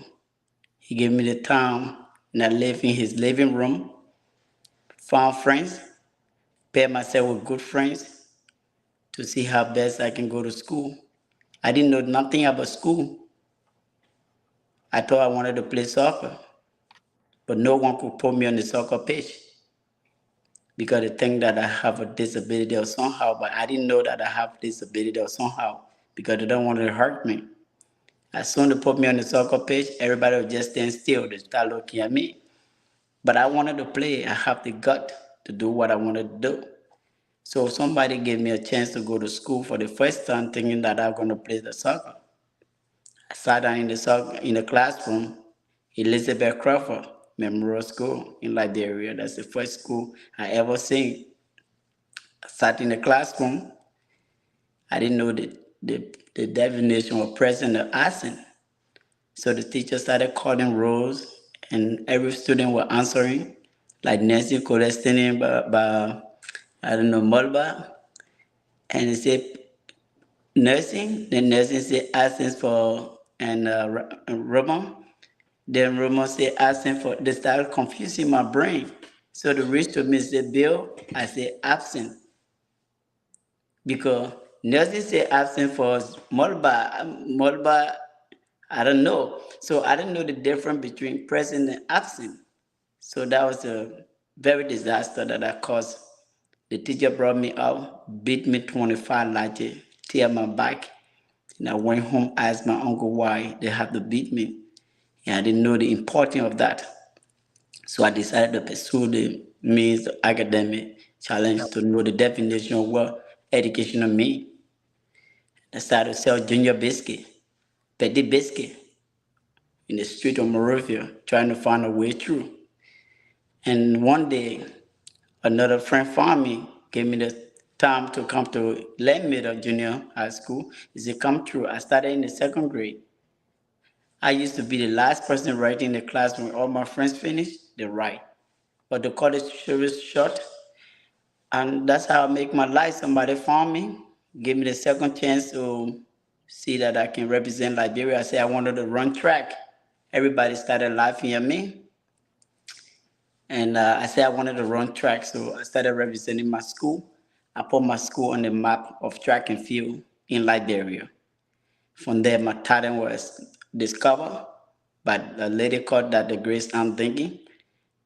Gave me one chance and an opportunity. I took advantage of that opportunity. Yeah, I am in the great United States. I went to Kenya, trained in Kenya, listed on the 2004 Olympic Games. But yet and still, I still utilize the chance to come to the US today. Went to school in Torrance, California. From there, I got a scholarship to El Paso, Houston Tolleson University, Angelo State University.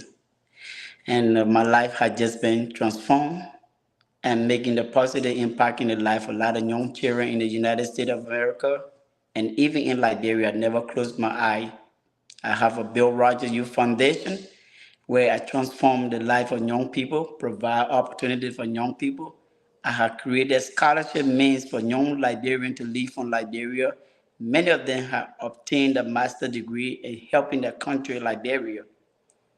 And that is the sacrifice I continue to make.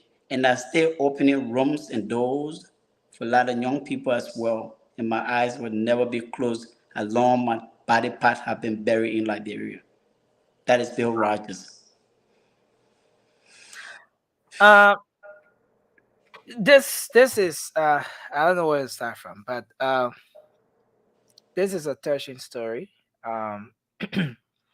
Just the introduction itself has got me glued, and very interesting, very interested in everything we're going to be discussing here tonight, education and a lot more.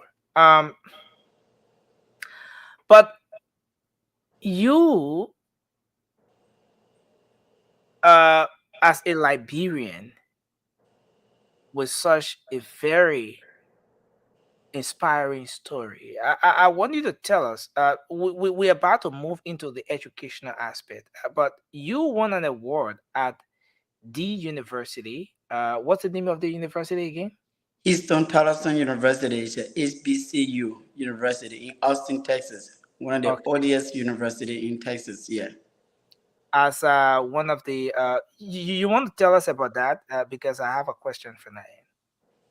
Well, it's one of the oldest, founded in 1875.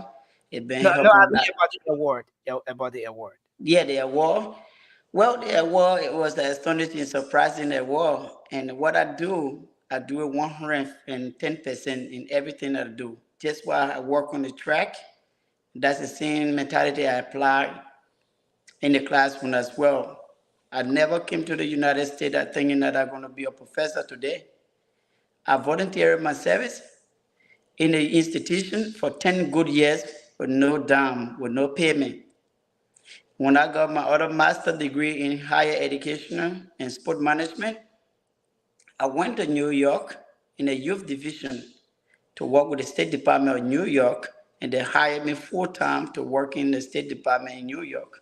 I signed a contract, and luckily for me, my school called me back that they had something for me because I've been helping the soccer program, tutoring in the school, working in the Department of Kinesiology, biomechanics as well, helping other young people.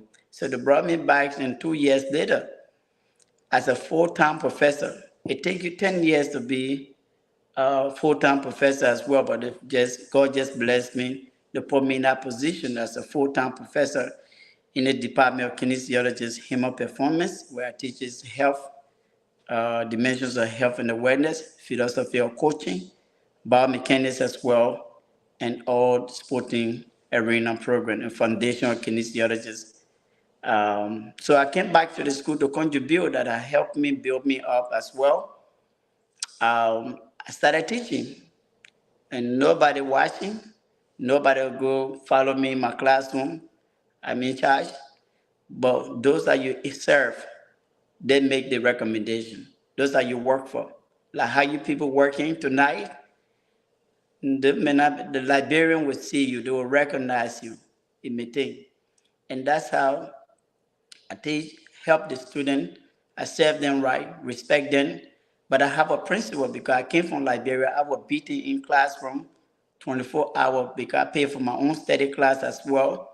And I take that same mentality and principle. If I can come to the United States as an African, and I made it here, sit in the library and revise my lesson, and you have all the opportunity, you can now invest in yourself. If a student comes 5 minutes late in my class, they're not entering my classroom. I put a good principle, but I inspire and motivate them. I keep them together, and I present my materials and present my presentation very well, and I handle them with care, and they know that I do care for them. And I gave my explanation and to know that I know my subject matter right. I know how to teach it and to inspire and motivate it.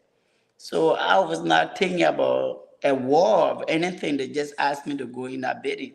And when I stood up in that meeting and I sat down, less than a few minutes, they called 3 professor or assistants, professor in the institution. They nominated Bill Rogers. That was a gold medal for Liberia. Although I failed to win the gold medal for Liberia, but I have won it for Liberia in the academic setting. As my educational system was called the mess, I had changed the mess to be the best. Wow. And I was awarded that night. Interesting one there. I mean, I just want us to go to make a quick transition. I mean, in fact, as you're speaking now, someone just texted saying that the witness, that person says she's a witness to what you're saying. The person knows you very well, every step along the way, and a true Liberian story, and I think that's what it is. I want you to give us your own take here. Maybe you want to look at both sides of it, but looking back at Liberia, and I like the aspect where you said that you've never closed your eyes on Liberia. You're always looking back at Liberia, the country you came from, the country you feel so entitled to, or what have you. There is a situation in the country now where Liberians are divided on this issue of free tuition in the country. The free tuition policy. I know you don't want to go political, but you could come in from the professional standpoint, and that's what's more interesting, more important to us. Where do you stand, given Liberia's own case, our educational system, everything it is now? Do you subscribe to this whole idea of a free tuition policy for a country like Liberia? Is it something that is going to help the system? Is it something that a country like Liberia should be settling down for? A free tuition policy at higher institutions of learning in the country? Next thing I'll go to, do you name me 5 rich people in Liberia? Any 5 or 6 rich people in Liberia? 5? I may not be right, and then it depends on what the context in terms of who's No, rich. anyone who is thinking that they have some little cash, rich people in Liberia. 5 people. Nelson, can I help you out? Can I help you out? Raymond. Edwin Melvin Snow. Yeah, I want to speak to that. That would be Edwin Melvin Snow. Bernard Aguirre. George Manawia. Alexander Cummings. Arizona Comis. Sandy, help us out with the last name. Sandy left the country when he was small. He know about all the. Let's get real tonight. I think Mr. Roger's question is more of a theoretical question coming from his background as a professor. I don't think he wants us to list individuals. I think Mr. Roger is leading somewhere. So I would not want to agree. Okay, thank you very much. The questions are talking about free education. I wonder, Nelson, did you go to school in Liberia? Oh yeah, all my life. Did you go to private school or the government school? No, I attended government school at the time, and I attended I attended private school as well. We got 3 years in a government school. Yeah. I'm coming from different radical positions because I had an opportunity to work with the Justice Department. I work with aggressive young people as well. For 3 good years, I served the United States Justice Department. So I know the youth management and I know the commands of change of youth. So we have worthy people in Liberia. When they talk about free educational system, you guys are talking about recently electricity, government. When sometimes you go to school with a government school in Liberia, sometimes there is no seat in the chair in the classroom, right? Sometimes no seat. Oh, yeah. Sometimes no teacher come into classroom on time because what happening? The government cannot pay the teacher. How many teachers is receiving, right? Then you take up free educational policies in the school. Then you put in a lot of suffering to the poor people as well. It's good. It's good. Sometimes it's gonna reduce because you say, oh, Liberia is poor. The young people that poor, they will go to school. Not every young people ready to go to school right now. When you say, okay, free educational system in Liberia, the government do not have the resources to sustain free education. When I talk about free education, I work in the HBCU. Those people that came from alumni, how many alumni returned to Liberia to say, let me offer $10,000 scholarship annually for the student that would be able to benefit from this? Not all want to turn back. Not all want to come back to say, a few people do it, behind the scene. But I don't know J.J. Rowell scholarship, right? That help other students, but you got to be smart enough. Why the rich people or some of the people that have resources, they can say, okay, let me put something down. Let me put this Bill Rogers scholarship that will benefit. Let me give it to the private institution or the government institution that every analyst student who do well, who meet the standard, setting and educational standard, they should be offered a scholarship to be paid. Instead of the government say free scholarship. Free scholarship, mom, too much pressure. Because you cannot enter school free in Liberia. The teacher will tell you to bring tissue, toilet paper. You got to bring your own seat to sit down in classroom. The teacher not coming to class because everything is free. Student not interested to come to classroom because it's free. So they're reluctant to come to classroom because it's free. So how many students graduate in Liberia do not have a job in this country? They go back to the market table and start working and helping the people. It is very sad movement for our nation, Liberia. How many people will graduate? Everyone excited. Oh, SKD is packed with a lot of people. How many young people have a job? Nelson, the free policies of free education will not bring value to the educational system that is always getting worse and worse every day. I believe that we all need to strive to make it. What the government can do, they can put competition together. They say, okay, we're looking for certain students who want to make great impact, who will make this GPA. I had an opportunity to give a scholarship to the student in the United States. I can show you the paper right now. The student made 1.1 GPA. 1.1. After doing the evaluation of that grading system, that means the student went to school all D, only made 1 C to get 1.1 GPA after going through the process, everything. The students are not motivated to go to school. So you give them free policies, educational, you're making the situation worse in Liberia. I feel that they need to strive. When you pay for your own education, you want to follow just how Bill Rogers did it. I saw plenty of cases all over. But the government can set the funding aside, huge quality of resources that policy students should make 70 grade point area or 80 grade point area. Let's bring competition in this. You see most students fighting to achieve education in Liberia, to reach that mark because they don't have it. That is my opinion. The free educational system would not help Liberia to survive well. Wow. Now let's take a look at the whole idea of developing the capacity of the young people. Liberia is one country that has over half of its population to be the young people. Now, when the whole discussion about developing the capacity of young people comes into the picture, and then someone talks about free tuition policy, a lot of people think that that will help significantly in developing the capacity, making sure that the young people are educated, because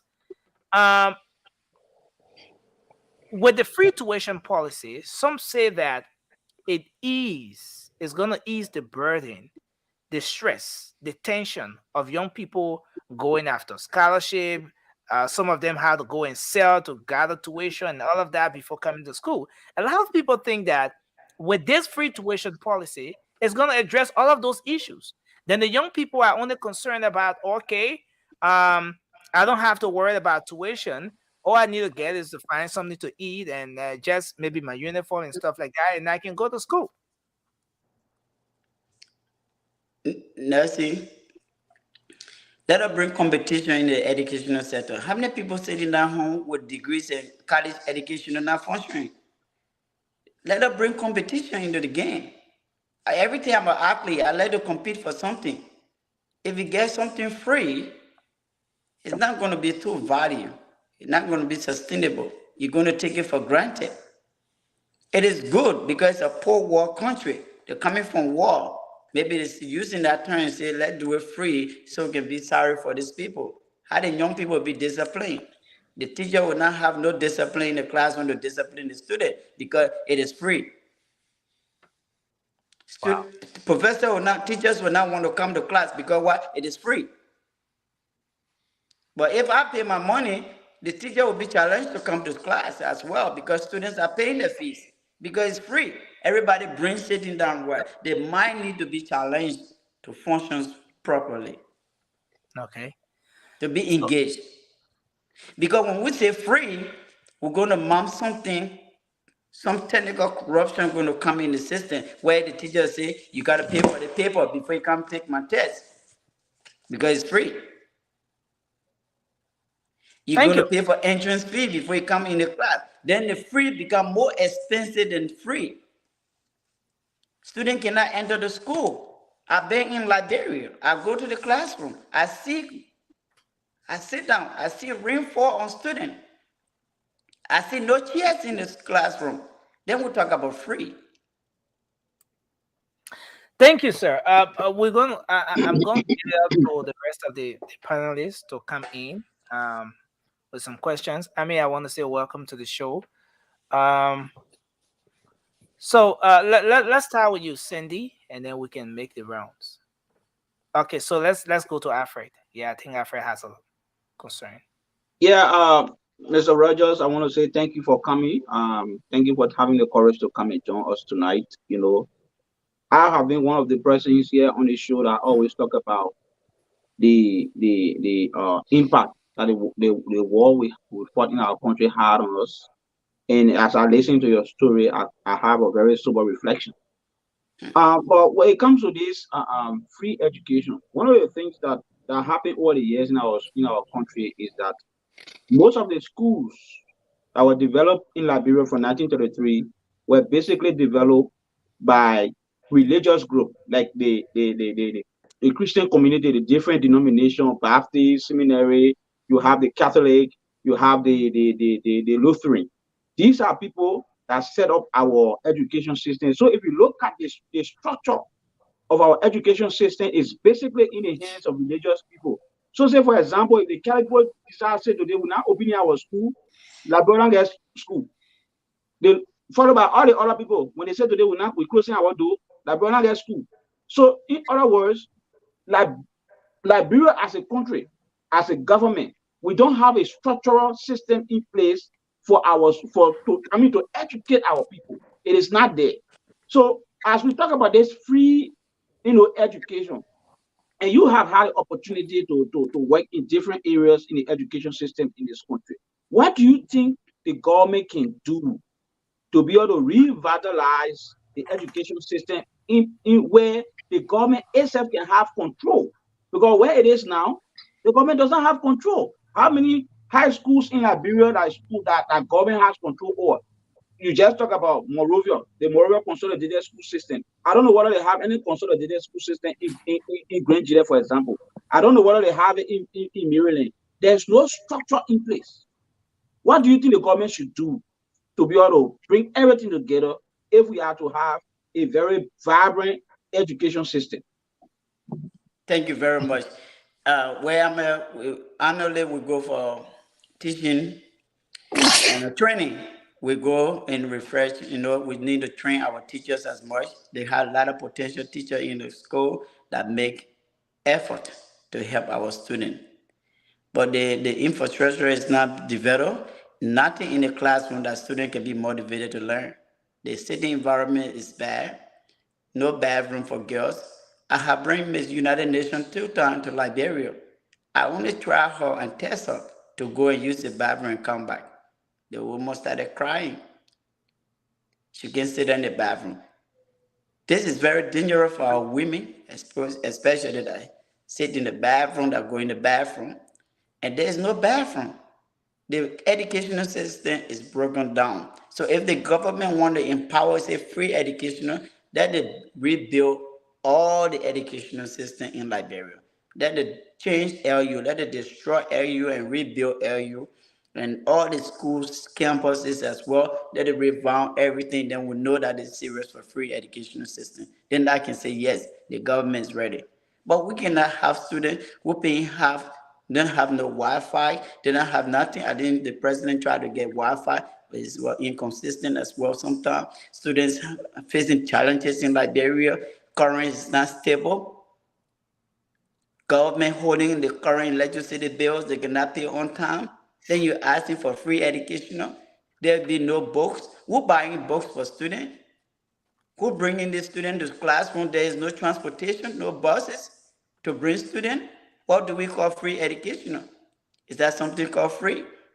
If they want to see the free educational system, to your question, let them revamp the whole educational sector. I want to see everything to be real different. But if I come to Liberia, so the setting school, I will lock down all the schools in Liberia. Few would not be able to pass.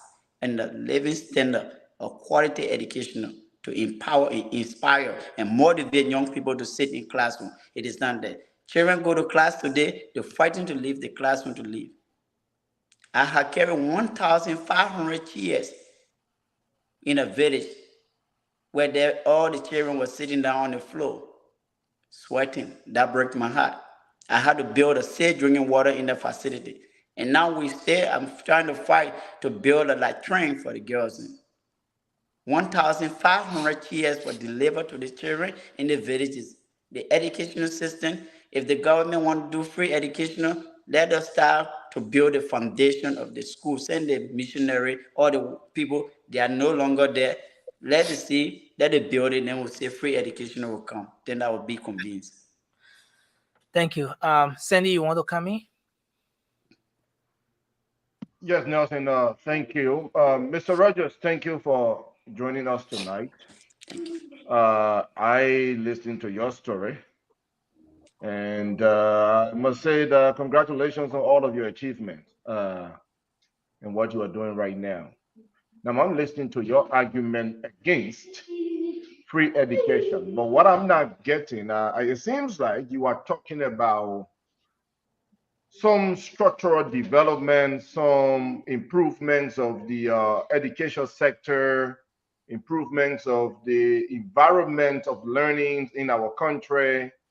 But I'm trying to figure out, are you actually against providing free education, or what I call tuition assistance, or are you saying that we are not there yet, given the current condition of our school system, the current conditions of our university campuses, and the fact that our government is unable to fully sponsor such a program? So I'm trying to get a clarity here. And before you answer my question, you and I live in the US. You are teaching in the US. I also had an opportunity to teach for 2 semesters, and then I left that. But I went to school. I mean, I'm still in school here, actually working on a doctorate program. And most of that I cannot afford. It's people, government that help. It's a scholarship, government assistance program that help. So I am for the free tuition or some sort of education assistance for people that cannot afford. You made an argument saying that let's have some competition. Let the government structure or an assistance program that is going to be based on competition. Well, if Mr. Flomo, for instance, who is tapping Power One somewhere in Lofa, is unable to send his son, Flomo Jr., to university, how will Flomo Jr. compete? So my argument is, let's have a free tuition or some sort of government assistance program. But I agree with you, or if that is your argument, that let's get to a point where the government can afford to do it. Let's fix this education system. Let me ask you, is that your argument, or are you entirely against this free education program? Do you file tax in the U.S.?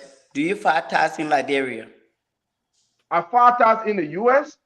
Do you file tax in Liberia? I don't believe they do.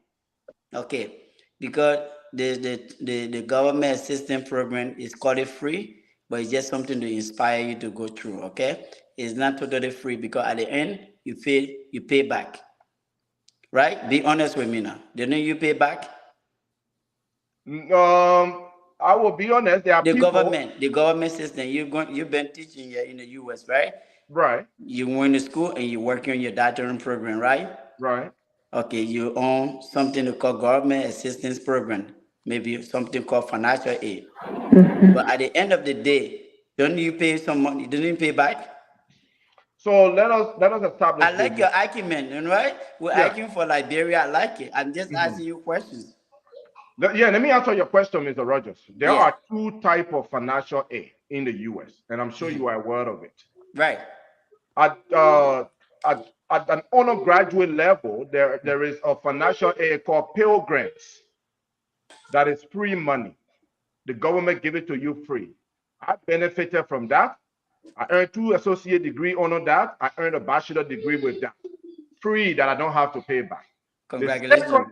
The second aspect is what we call the student loan. Perhaps that's what you're talking about. If you should take a government student loan, of course you're going to pay it back.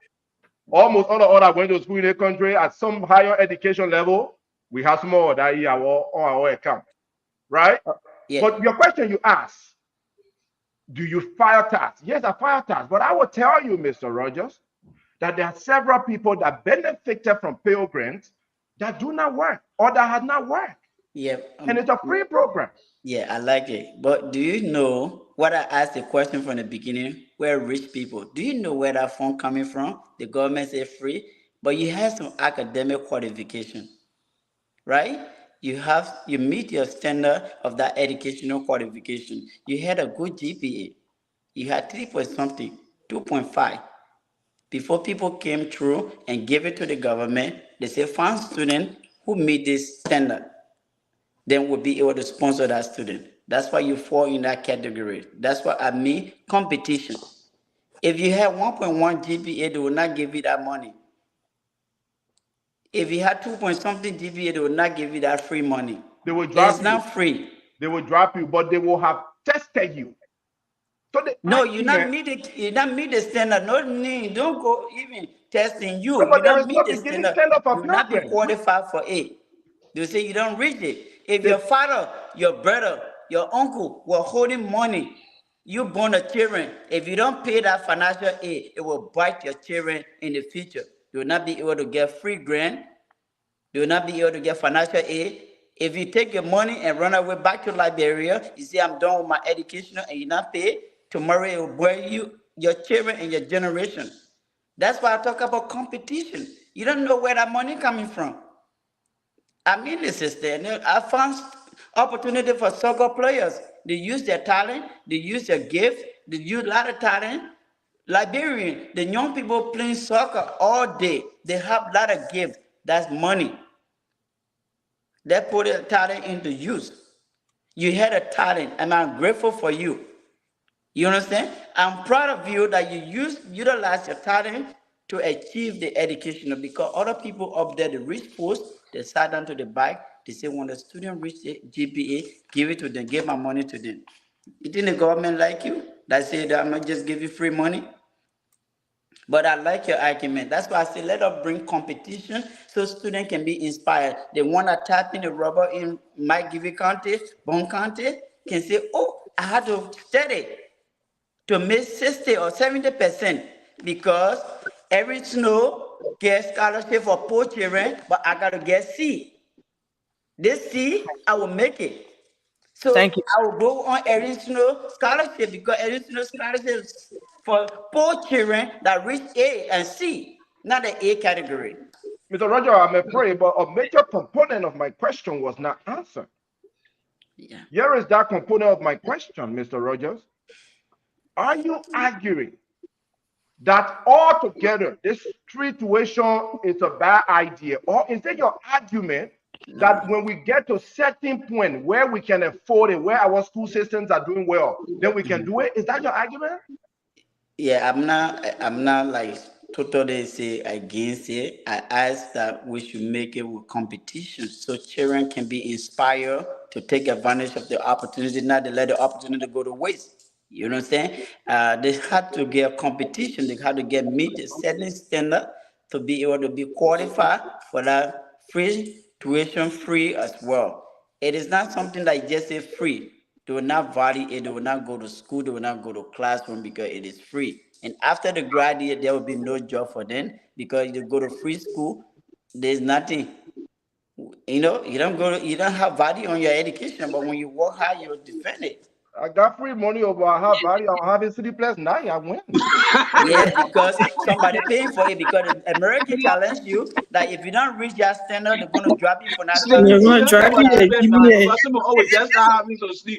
This is important. This is important because at the end of the day, this is where Liberia stands between the rock and the hard place, right? Thank you. Whether or not this policy should continue. And it's important. Let's hear from Vasco. I saw you wanted Vasco. Yeah. Thank you, Nelson. Let me congratulate you, Mr. Rogers. Thank you on your achievement. But I want to differ with you when it comes on the free tuition policy. Yeah. Are you aware that prior to this free tuition announcement by former President Weah, Yes, Liberians struggle because they have scholarship. Government officials have scholarship. I can remember students used to line up at the Capitol building, minister's office, just to get assisted to go to school. At the end result, most of those people will not enter even in the University of Vero High School.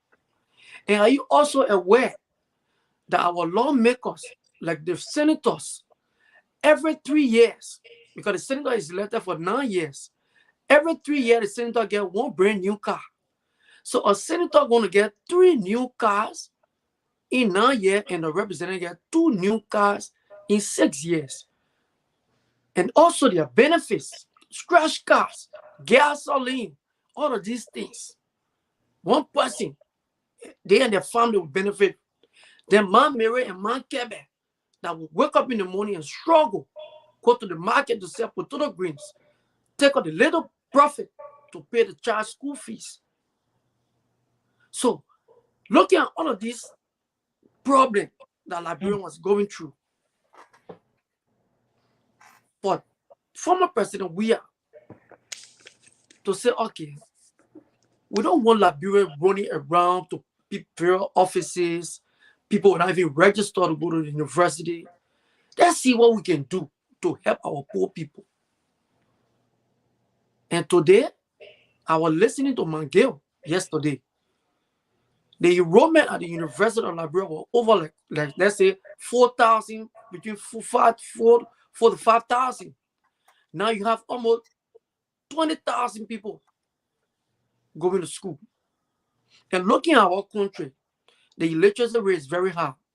The criminal rate there is high.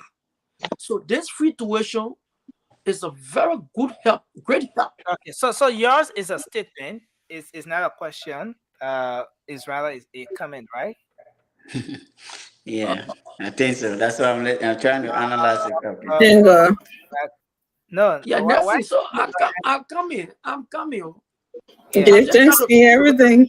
Yeah, I tell Yeah, you. so Because is it a these question are or these are a the comment? logic, man. That's what I'm But trying to. I'm listening. I'm listening to him. He ain't no talking about competition and this and that. But the idea, the main objective of this free tuition is to help people. So if you will come out and say,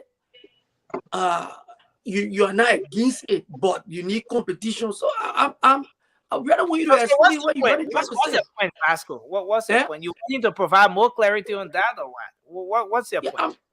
I'm trying to tell him Or that. you just disagree? That's all. You just Yeah, disagree. I mean, I'm going. Yeah, I'm disagreeing with him and looking at his achievement, what he have achieved around the world. I don't think you have. I don't want him to sit there and even say that the free tuition policy in Liberia, you are now fully against it, but it should be competition or something. I think I don't want Vasco you put me saying in a that. situation. I don't want you say that. Okay, Mr. okay. Rogers. So Vasco, But if yeah. you keep saying that, the poor people in Liberia will have serious issue with you. No, they will not have issue with me. No, they will have it.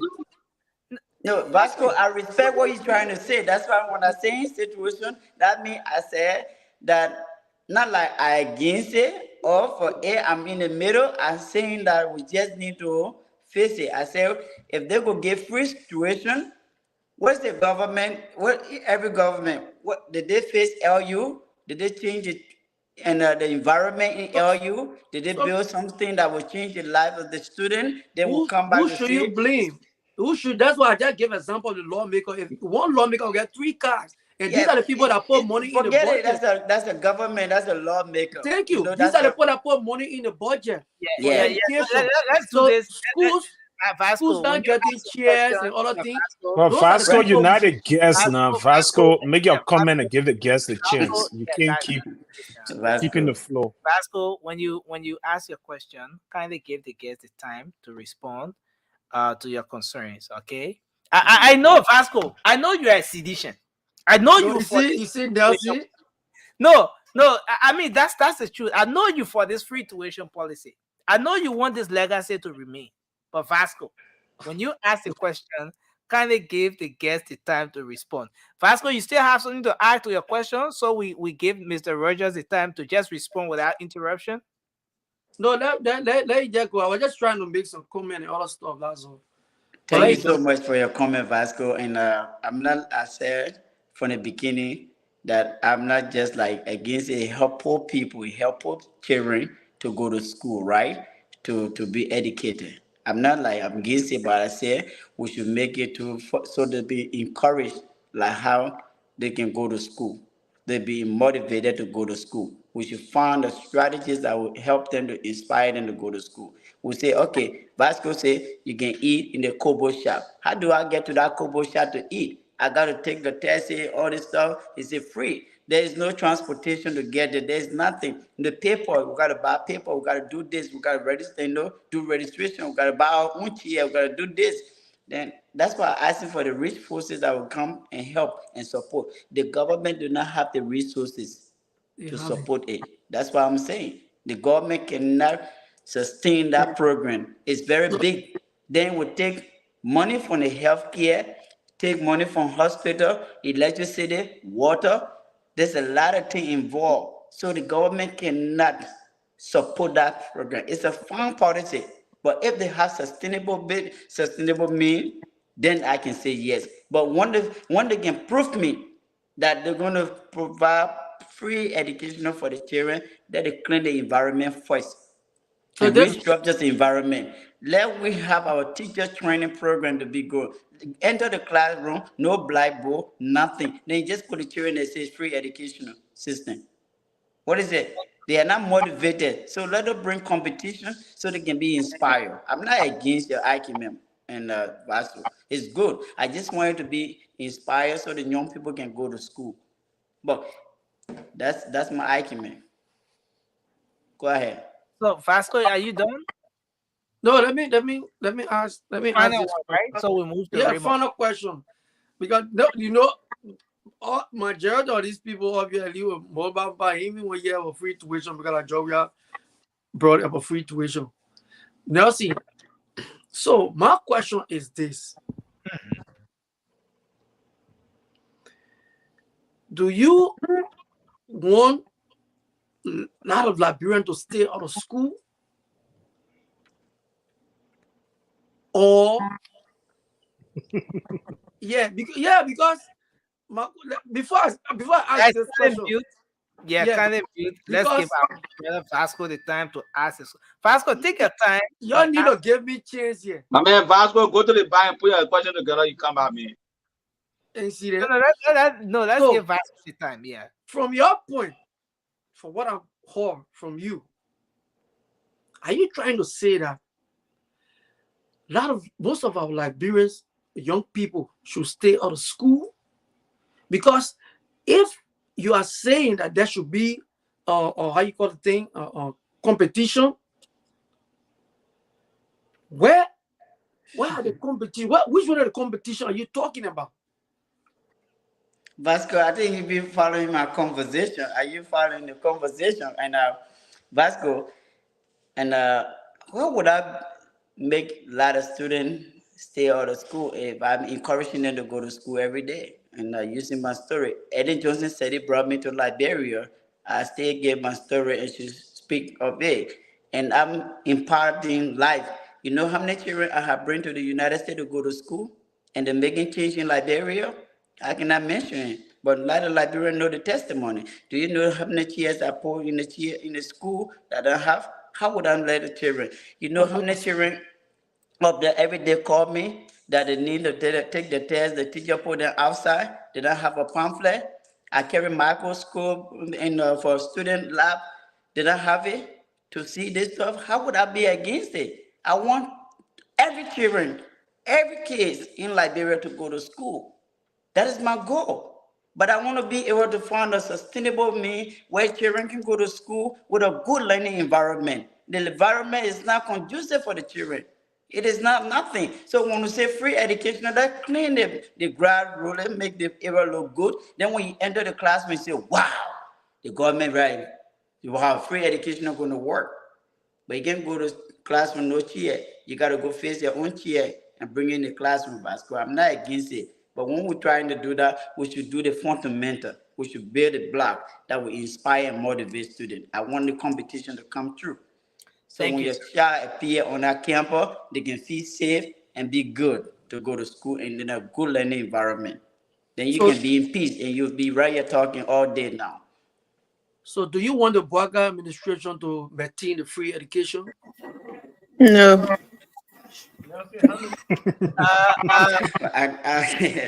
So is it my turn now, or is it Mr. Vasco Perpetua talking no, point? You want the Bouaga administration to maintain the free education?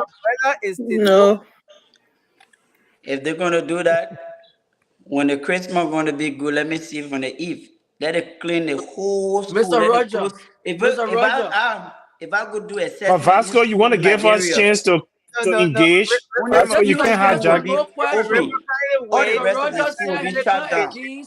Mr. Roger said he's not against the free tuition. So I'm asking Mr. Roger, do you want the Bouaga administration to maintain the free education or not? That's another question you bring in. Yeah. This is a yes or no I said, question. if the Christmas going to be good, we'll see from the if. Let me see the change in the environment of LU. Let's destroy LU and rebuild LU. Then you can say free education. I'll say, yeah, something coming true for the young people. But LU and all the school environment in Liberia, if I IG for school, only a few schools will be open in Liberia because I will put a lock to the door. No school will be open in Liberia. I can guarantee you that. Because the environment make our young girls sick and they go home, they spread all the disease and everything around because the environment is not conducive. You got to carry your own tissue in your pocket to go. Women do not have tissue, they don't have nothing. So there's a lot of situation in Liberia. If we want a free education, let's clean the ground, let's fix the school building, they revamp the whole structures and everything. Let's fix it. Then you will start getting hope. But you can't just put people here and say free. It's punishment. Thank you, sir. Thank you, sir. Go ahead. Let's move to Raymond. Vasco, your time. I think you. Thank you, Vasco. Appreciate that. With the guest. Thank Raymond, you, let's Mr. hear you. Roger. Yeah, before I proceed, I'm wondering if every panelist have the same time Vasco have, whether Mr. Rogers will ever leave from here tonight. But Mr. Rogers, your story is very inspiring.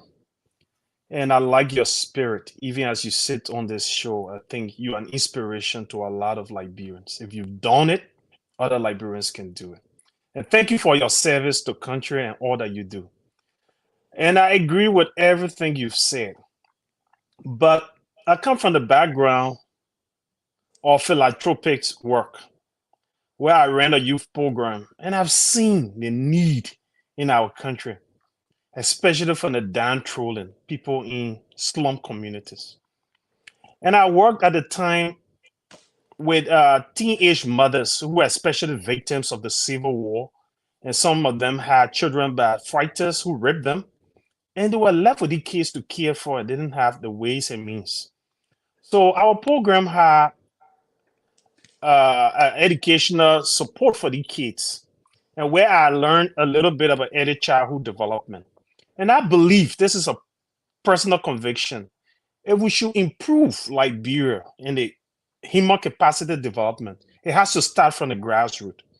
And so because of that, I support free primary compulsory education for every Liberian child. But the caveat is, I believe in, because I did project management and growth planning, I believe it has to be, the strategy has to be smart, where it has to be specific, measurable, attainable, relevant, and time-bound. How can you advise in this regard? That's a very good question. And humanitarian, and I just want to applaud you for your great job for the early childhood support in the development program that you're doing for our mothers and the war been so.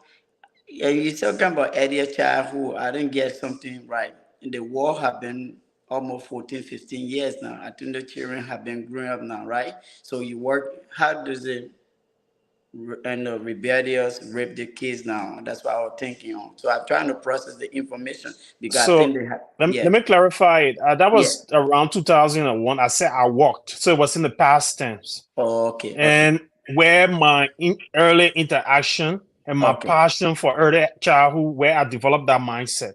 I was just giving you a background. Okay. All right. Thank you very much. Yeah, and like a primary education as well. And you already answered your question. Say need now sustainable plan as well. It needs strategies plan as well. You can just say free. Then every children go to school, they don't have no food to eat, they don't have nothing to eat. Everything had to be planned before it be sustainable. So I support that right now is taking right now. Say the student, for teenagers who the parents have been affected, I can say everybody in the whole entire country are affected because they don't have no job. Everybody don't have a job in the country. So we all are affected by the war.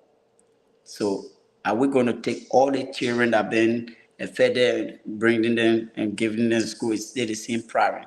We just have to plan it very well and structure it and see how best who's going to go to school. I see a lot of people, humanitarian people doing their part, helping Liberia as well. You know, it's the same thing because the structures is not built. I came down on More Than Me Academy, right, in Liberia. I brought white people, I brought some medical doctors in Liberia to talk over the institution. If the children are not protected in the school, we're still going to have an open wound. I just gave you a flashback what happened to More Than Me Academy. I brought people down to help the crisis in Liberia. All right? If the children are vulnerable, they're going to be in threatening situations. I believe that today, the educational sector should have all security area, security apparatus, supervising all educational ground to see who and how going there. We had other places that were vulnerable. People went there and killed a little girl, right, in the school. So our school system is just vulnerable. Where I am, we have all security protect. Where you have youth, you need to have people to monitor the young people as much as possible. So from today, if we have educational system in Liberia, there should be a security, a sound. That's why we pay them with our taxpayer money to protect our young people in all institutions, even in clubs and everywhere. Security need to protect the security because you cannot just send your child be vulnerable. Thank you. So I appreciate your question, but as you said, you answer it got to be plain. Thank you. So finally, let's take Rudolph. Finally. I'm talking about all the time. But Rudolph, no, you're sounding far away. What's going on? Is it clear now? Yeah, better. Okay, Yes, thank you. Yeah, thank you so much, Mr. Rogers. And I must say that your story is truly inspiring. And let me start by saying that I do appreciate your argument about competition, right? Because myself, probably I would not have enjoyed Western education if not for scholarship. And also, I think I'm a product of public education, private education, and what we call philanthropist education because I went through elementary in government schools. I went to Eggland. There is a school called Esther Bacon. That was where I started from down there, and then I went to Eggland. From there, I went to a school called the All Girls Children's School, which was funded by some white people in the U.S. here, just helping to provide schools. Free not free tuition, but we're paying something, right? But it was not like that. But they were covering most of the cost. And then I later on graduated from the St. Peter's Lutheran High School, where I came out as the valedictorian. So me being here today, I had to go through competition to get the scholarship I got, right? And from my experience, because I am one of the 12 people out of hundreds that succeeded at the end of the competition. And what I experienced is that we are not prepared for the competition. So do you think the government can do anything in helping, maybe from let's say primary education? Do you think the government can do anything to assist in that process of preparing students for that competition that you're talking about? There's a Bala. Rudolph Bala. Yeah, and I talk about competition. If the government want to help, I keep saying this again, let it clean up the school system in Liberia. Let the government provide school in every district. All districts need to have their own schools. Let it provide district schooling where the children in West Point stay in West Point, go to school, not this, because we don't have too much transportation. They had to get strategic plan. Every district should have a school. Every district in every community should have a school because we don't have enough transportation to do that. So when you're talking about the competition, there's a lot of things involved. I'm glad that you benefited from that. But you have to be serious, right, to maintain your scholarship. You got to fight for it. You got to study for it. You earn it. But what I'm saying, look at thousands of children. Let me just put an example, right, in Liberia. You know what we're doing to our young folks today? They're playing soccer, but they're not who accountable to go to classroom. At the end, what was their life going to be after sport? Okay. So I'm asking the government, okay, then young men have a talent. It comes in multiple ways of the competition. I play soccer. I run track and field. I play basketball. Let the children go to school for free because they are the bright talent in the country.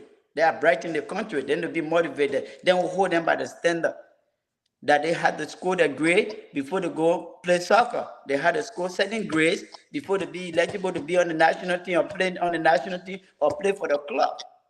They have to go to classroom.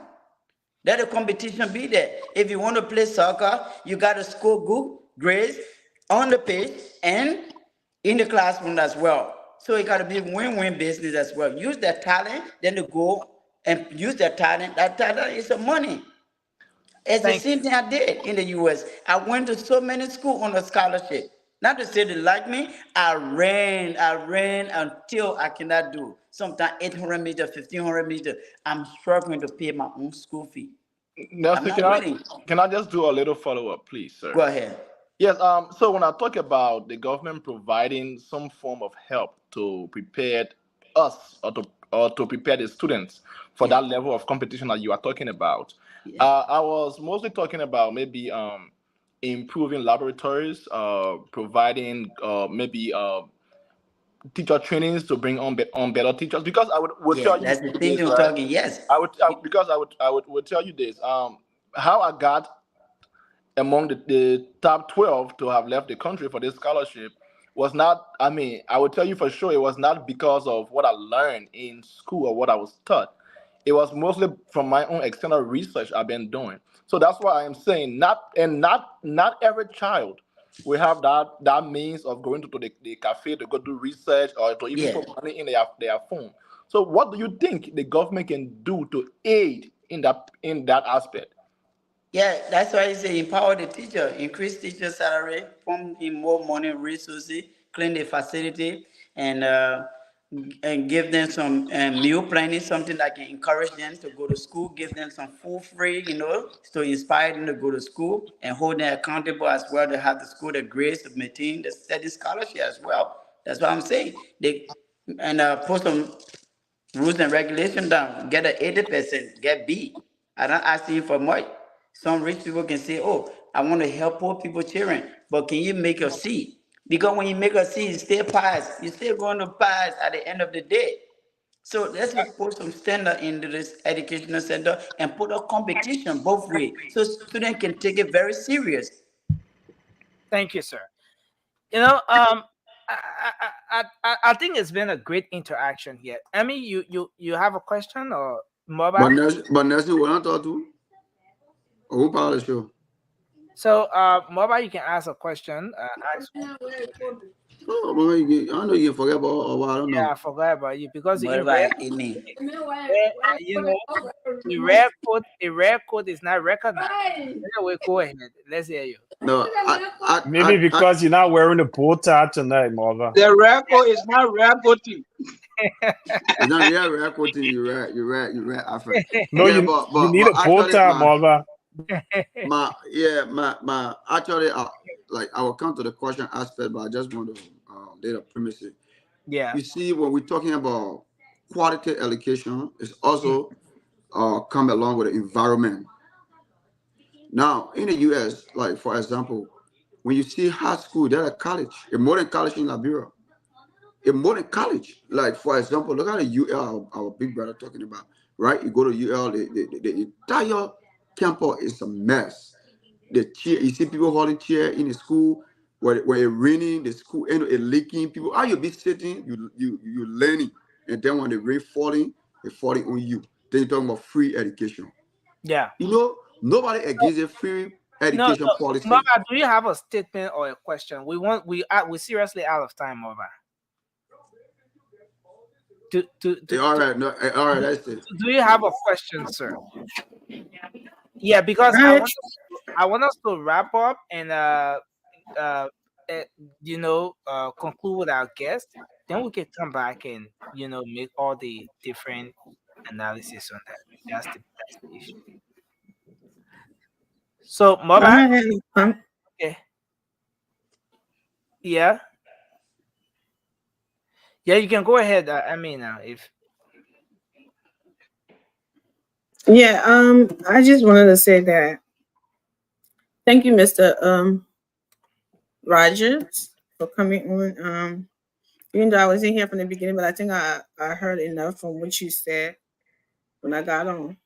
And I do agree with you on the free educational aspect about giving our schools some facelift, the environment before we think about making it free. I do agree with that, and but I'm not sure if I agree with making it free from the higher level totally, because here I know people say it's free, but like you already said, you already know how it works here. It's not free. You have to put some the amount giving you free, like when they say call free Pell Grant, is not just any amount. I think it's based on your income or something like that, and it's not, sometimes it's not enough for you to go all the way through. So you have to have these financial aids, and you have to make the grades. You have to, like you said, keep up your GPA at certain place to be able to keep those financial aids. So, like you already said, these are something like you don't want to just give anybody anything. Like here, not just in Liberia alone. I'm pretty sure if you're not working hard for something and you're not paying, putting into contributing to something, you won't know the value of it. So that is I will want to keep my GPA up because I know I need my financial aid. So that usually happens. So if you don't do that in Liberia and you just want to win the political war, so you just throw something out there and call it free education. And like you said, we've seen pictures of the LU campus. And then you say free education, but students are buying chalk for teachers to write.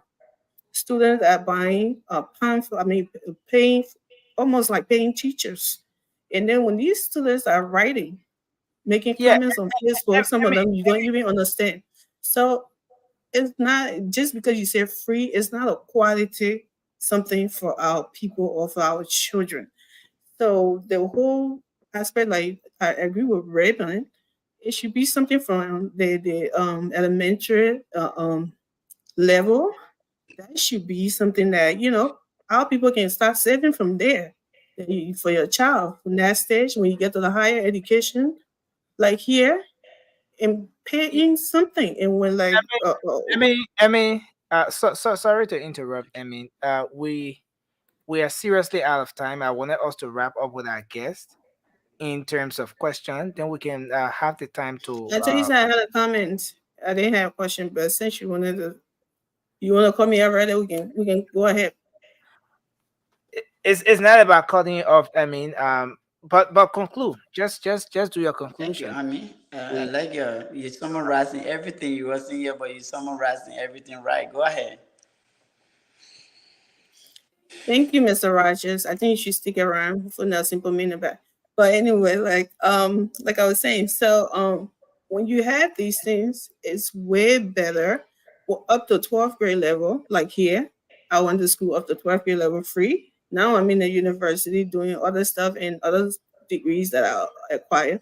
I had to pay in for some, and after graduation, you got bills coming to you to pay for those things. And so it's not really higher level. Is not really free, and for America can afford it. America can do that. They have the facilities. They have the financial stability to do that, but not our country. So for us to sit here and want to score political point, this person started it, so we should continue it. No, I don't think so. So I do agree with you, and that's where we at. So thank you for letting our people, know some things without the propaganda stuff that are going on. Thank you very much, Miss Amy. Thank you very much. Thank you for summarizing everything. I think the people analyze. Thank you. Mr. Rogers, is there anything you want to say in closing? Because we're now out of time.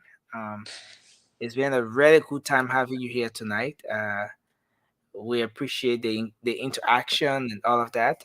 Anything you want to say in closing, just before we? Well, I just want to say that I'm grateful listening to every one of you guys, and I just want to continue to appreciate you people. I'm the same young man that get the opportunity to come to the U.S. I want to see a lot of opportunity. That's why I came down to Liberia for 5 days doing a campaign, and I brought a letter for the president as a proclamation to do a student exchange program where teachers can come to the United States and study. For a few 6 months, we open the dormitories for them as well, where students can have the opportunity to come and to the U.S. and study, or have the mindset to bring other collective retired teachers to train our teachers to build a curriculum as well. But they want to see how best they can match it with Liberia and standard. They can do it like how the US look like. You're right. Let them match it according to our standards as well. So those are the things that I'm working on in line.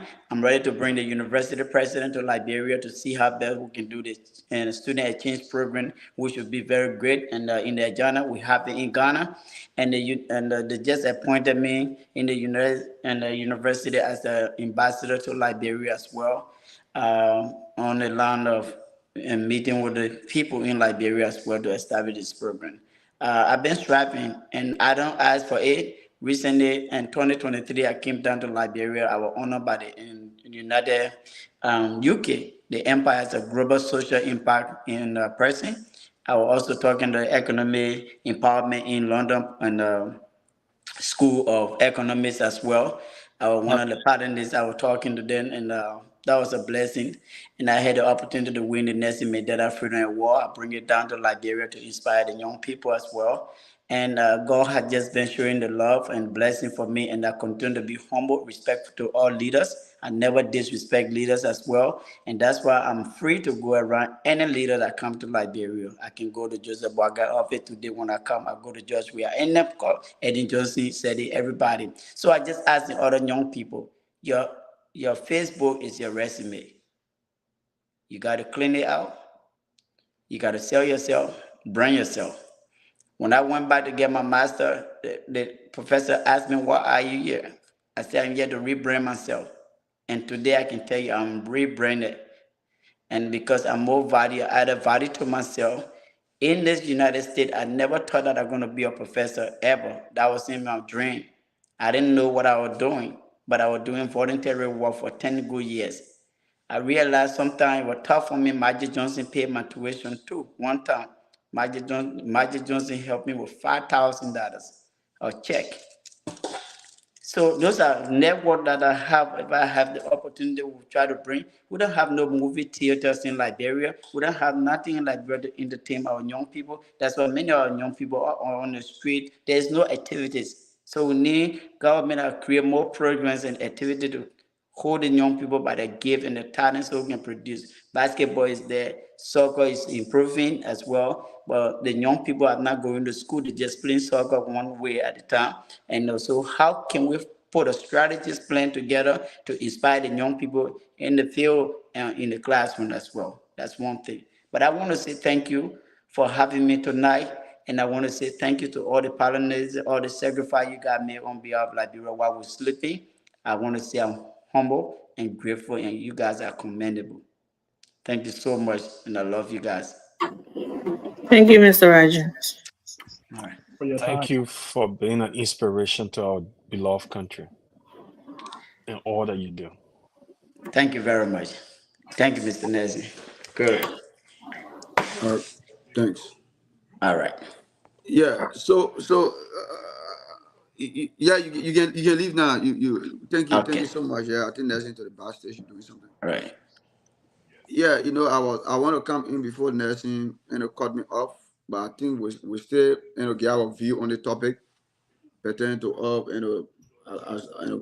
time is fast spent.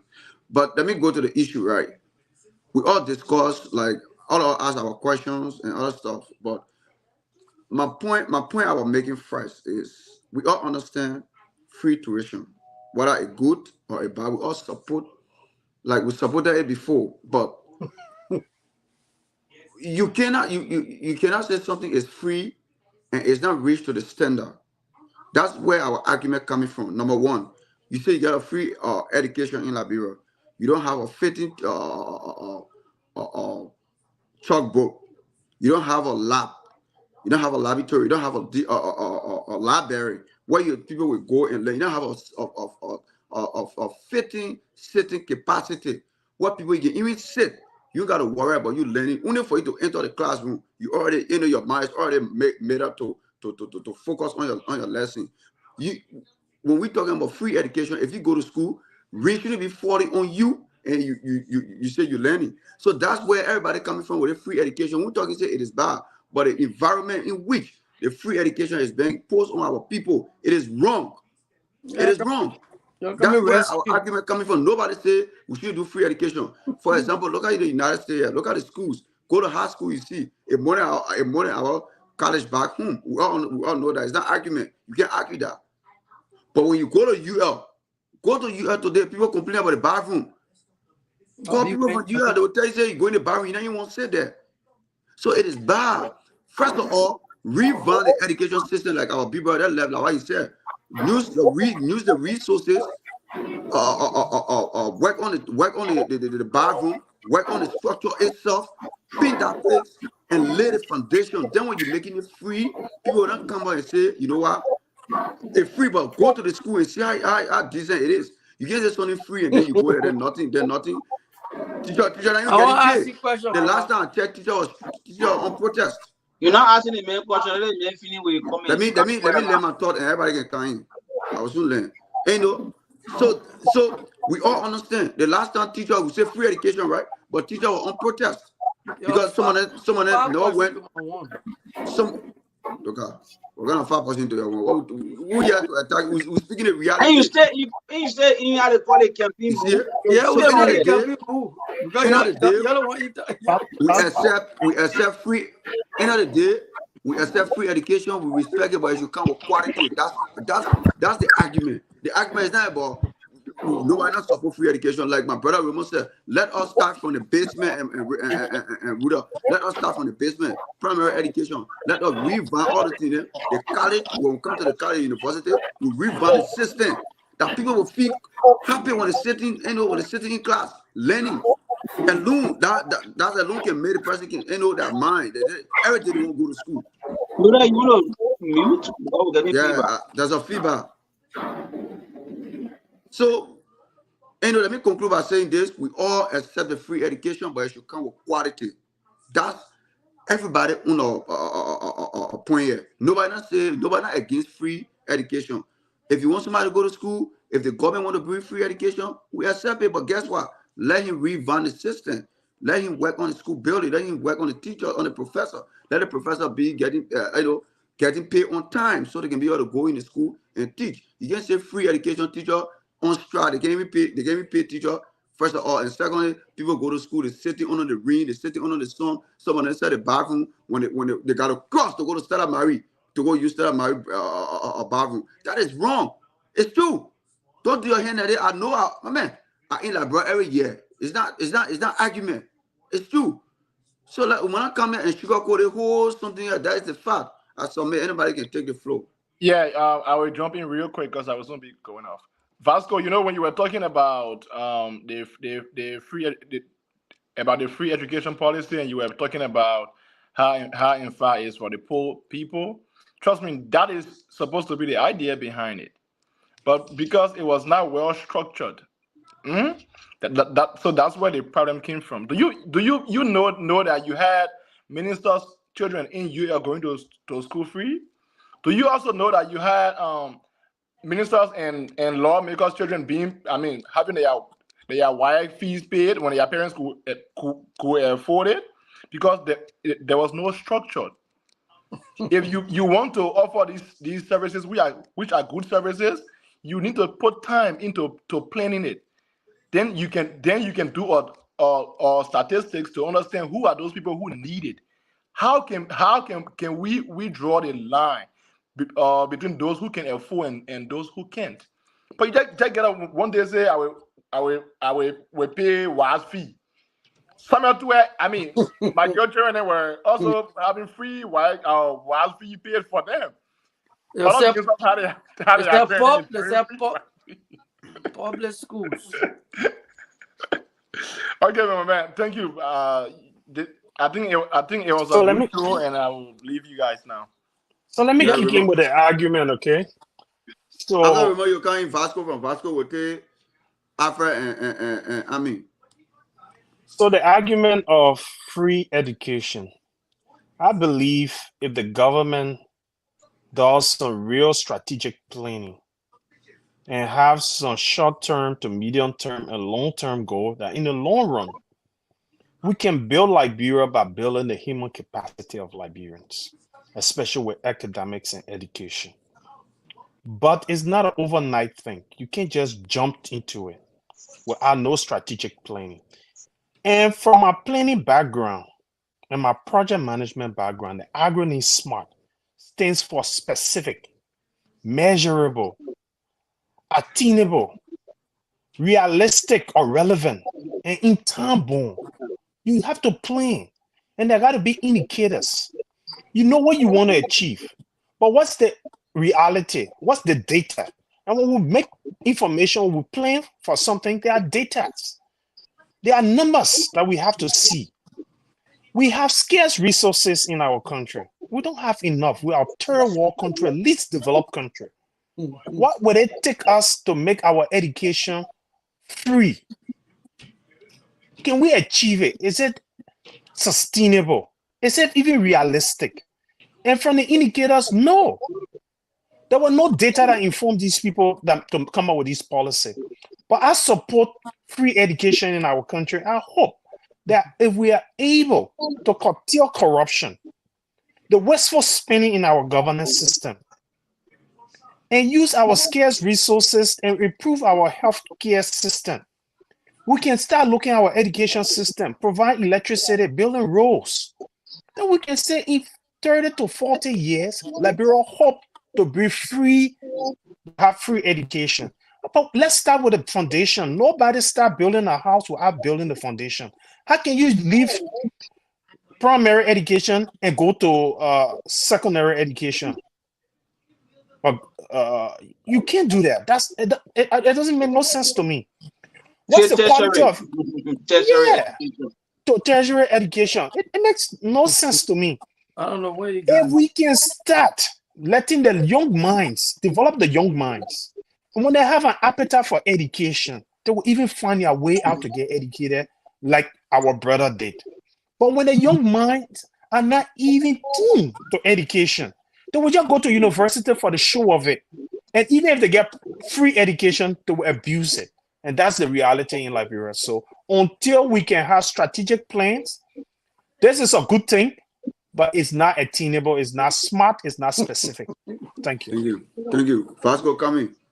You know, sometimes when I listen to you guys, and it sounds funny because how can something that was ran for 6 years, very successful, let's say 5 years, 5.5 years, very successful, and then y'all sit there and say there was no proper planning, but it went for 6 years successfully.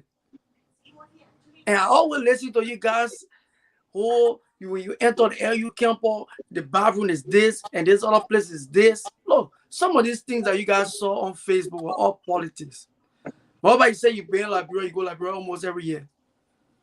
What stopped you from going to university campus? Take a picture of some of these things that you saw, or even do a video. You still not believe it. Not you can believe when it comes to cities. Let me learn. I mean, let me finish talking. You are talking. You are not talking. You're talking. Nobody make come on in. I don't call the man. Make come on in. So I tell you, even I take pictures. You know, this sometimes everyone of us here, we are Liberian. The way sometimes you guys can portray our country on this social media. I don't know. Sometimes if you go back home, you will sit down and think. Yes. So guys. Sorry, sorry. I had a bit of technical issue, but unfortunately, your mics are open and the feedback is very, very terrible. I mean, your mic has been open throughout. Yeah. I mean, mic are open. The feedback really terrible from the end. Yeah, please. Yeah. So are we doing our parting comments now? I just opened my mic to be able to put right after Vasco or something. I don't know what you were hearing. No, but I mean, your mic has been terrible. It's been very bad. Yeah. Vasco, go ahead. 1 minute, Vasco. You gotta go. Yeah, as I was saying, so this is a social media. When we come here, the way we portray our country, sometimes it's not right. Look, Joseph Boakai is the president of this country already. George Weah did this thing for 4 to 5, 6 years. What will stop Boakai from continuing this process? Most especially, this government is with will be classified as one of the best government because they have all the technical know-how. They have all those people that know almost everything. So they should be in the best position to rescue our people. And this is a form of rescuing the poor people to allow them to go to school free. We're talking about public schools. I don't know when some of you guys left Liberia, but I can tell you for sure, government schools in Liberia, from the elementary coming to the junior high, it's almost like free. They think from way early days. From early days. We were in Liberia. I came here 2017. So you cannot tell me I'm not doing early time. How much children are paying in Vero Elementary School and junior high school? You just go and register your child. That's it. You don't have to pay school fees. I think been going on. But you don't know. So you only thought because Joe, you say, thank you. Or public, my 1 minute, I was talking, everybody join inside. 30 seconds, conclude, gotta go, man.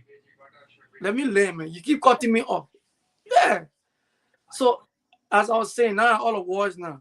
But all I can say to everybody here, look, this is achievable.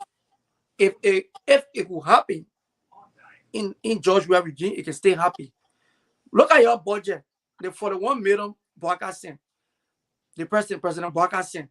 If these people will be a serious government, you will tell for that budget. I guess most of us here, we don't even know what is in there. There is nothing in there for even the schools, for education. Nothing. Y'all go check it out. Thank you. They may get $1.some more million for water. Okay, my turn. Thank you. $1.some more million for water. That is serious government coming talk about. Water, nobody. I think she was nice. No, Alfred. Nobody 1 minute, give it to everybody here. You talk more than 1 minute. You talk for more than 3 minutes, talking about 1 minute. Go on, try to see your ass up. I know Nancy, please come on. Next one, yeah, I want to be the last. Alfred. Anyway, I guess well, Vasco, it's my turn. Let me talk, okay? Thank you. Thank you very much. Thank you very much. Vasco, we have to be realistic here. I listened to my brother Raymond when he tried to draw the triangle when it comes to public policy, analysis, assessment. And we'll not continue to come here and continue to school some of you guys who know the reality, but you want to, because you want school political point, they want to do it. In public policy and personnel management, there's a cliche that says anything that is not done properly is not done at all. Okay?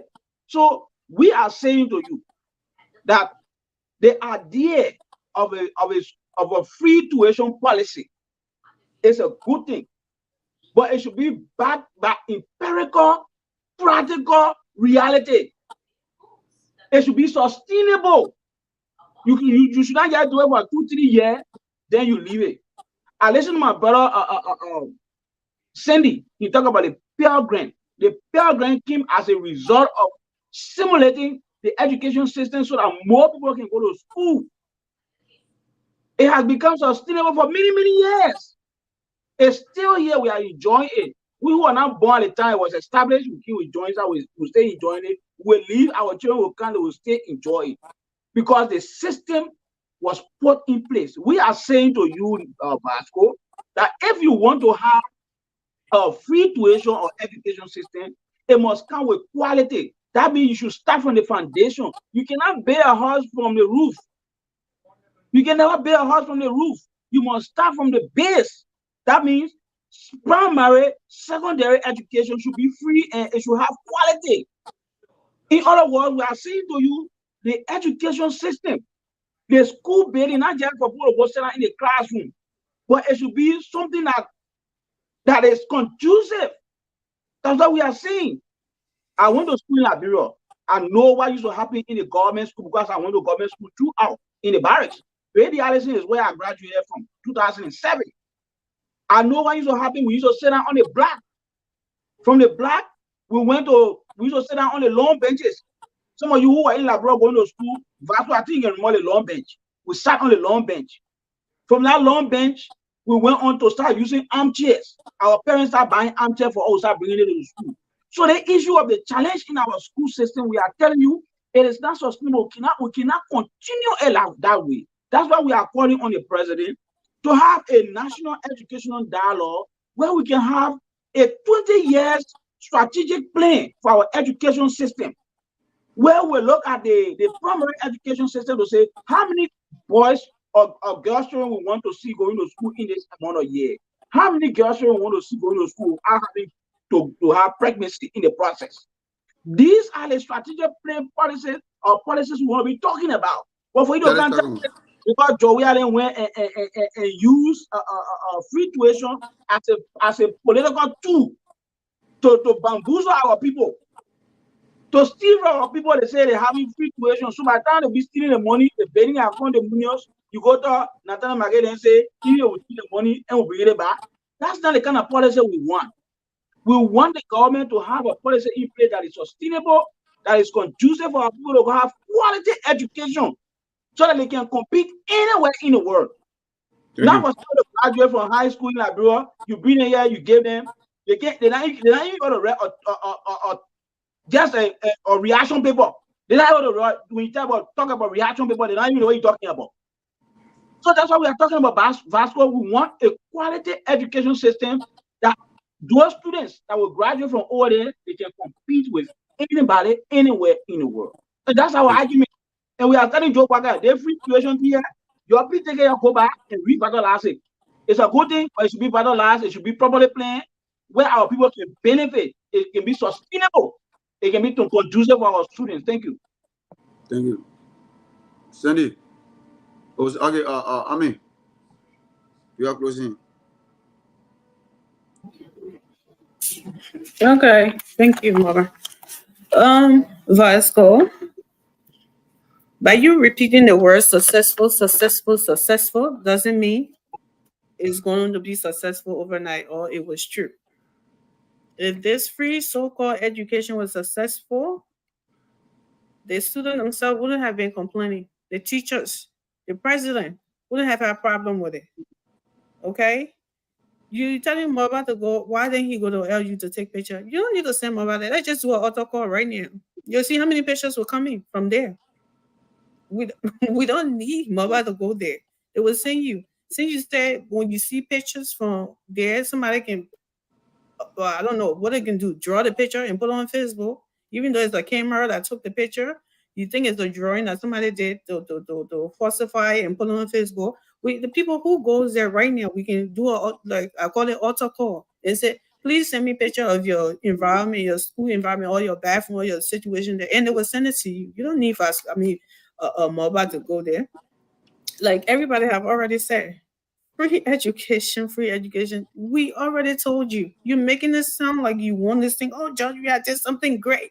Judge, we had do this. Judge, we had do that. No, it wasn't no successful. And I don't think that thing ran for 6 years. So don't come in and lie to our people either. Okay? If this thing was successful, JMB would have done it. He would have continued it. Some of the free education products, some of our brothers and sisters that even graduated, let them write you a friendly letter or let them even post on Facebook. You can't even understand what they're trying to say. This is not just throwing something out there like I first said to win politically. You want to grow, develop like human development. You want to do something like really tangible that you can be proud of. That when you hear those people come out and when they are speaking, when they are writing, you will say, okay, this is a something good that came from others that you have, because that's why you have to put a stand on it, and you have to what's the name, Mr. Rogers said, competition. You have to make these people know, even if you're making it free, they have to work for it. They have to put in the work to be able to be successful. They can't just go there and just anybody like in Liberia, people will say people just take their homework to anybody to just do it for them, and then they say, oh, they graduated from LU. Everybody got a degree. No, you have to make sure these people work for it, and whatever money that the government put into it, it was well spent. You can just come here, oh, it was successful. It was successful. It was successful because Vasco says it. So that means it's true. No, brother, that's not how it works. We want Liberia to be one of the top in Africa. We want to help our people, but we also want to see quality. We don't want to be there and just throw them in any hole and say, oh yes, go ahead. That free education job we have started here. So you can say, oh, nobody done it since 1847. That job we have did it. So it's saying 1847, nobody did it, and it's still going on. Don't do that. Free education is a good thing, but we all know what we got from it. Help from free to help. We all know what we got, and that's what we want in Liberia as well. And until the government can reach to that place, we can't just get up and do it. Like you said, you brought a good point up. You said the lawmakers drive cut 3 times or whatever. Yeah, that needs to be cut down. There's a way to contribute to something run that. They can cut all those things them down, and then they can try to do something, but start from the lower level, not up. When they're not developing the bottom, then you go up. You say you want to develop. It's not going to work. So leave there, George reacting here, and let's do it the right way. Okay? Thank you. Thank you. Go ahead, Sandy. Well, thank you guys. It's been a great show tonight, and to the folks in the comment section, as always, thank you. Now, on the issue of free education or free tuition, my position here is very clear. We must eventually get to a point where we can improve our human capacity in Liberia. And one of the ways we can do that is to provide some education assistance. But I do agree with most of you tonight that we are not at the point as a country to dish out free money when we cannot afford to even take care of our workforce. We cannot afford to pay our teachers on time, and we cannot afford to adequately take care of our education system. There are a lot of work that needs to be done with our education system. There are a lot of work that needs to be done with revenue generation in Liberia for us to get to a point where we feel that we have enough to give out free education assistance. So let's start with doing the work around our infrastructure, our education infrastructure, like the campuses. Let's prioritize those that are imparting knowledge. Let us equip our education sectors. And then when we are able to get to a point where the government is generating enough funds, then we can do a free education program. What I don't want our government to do, and this is something that George has attempted to do, is to say, let's have a free education system, but then let's leave the campus or the infrastructures and the environment to be deplorable. Or that we take money from another sector of government to sponsor the program, the free education program. That's not what we should do. What I believe, if the Bouakai administration want to continue on this program, they should first do a thorough cost-benefit analysis. Think about the areas that the government will take the money from. Where are you getting the money from? What are the potential loss? How much are we going to lose if we continue on this free education system? And if we are losing as a government, where are we going to get money to replace the loss? That cost-benefit analysis must be done.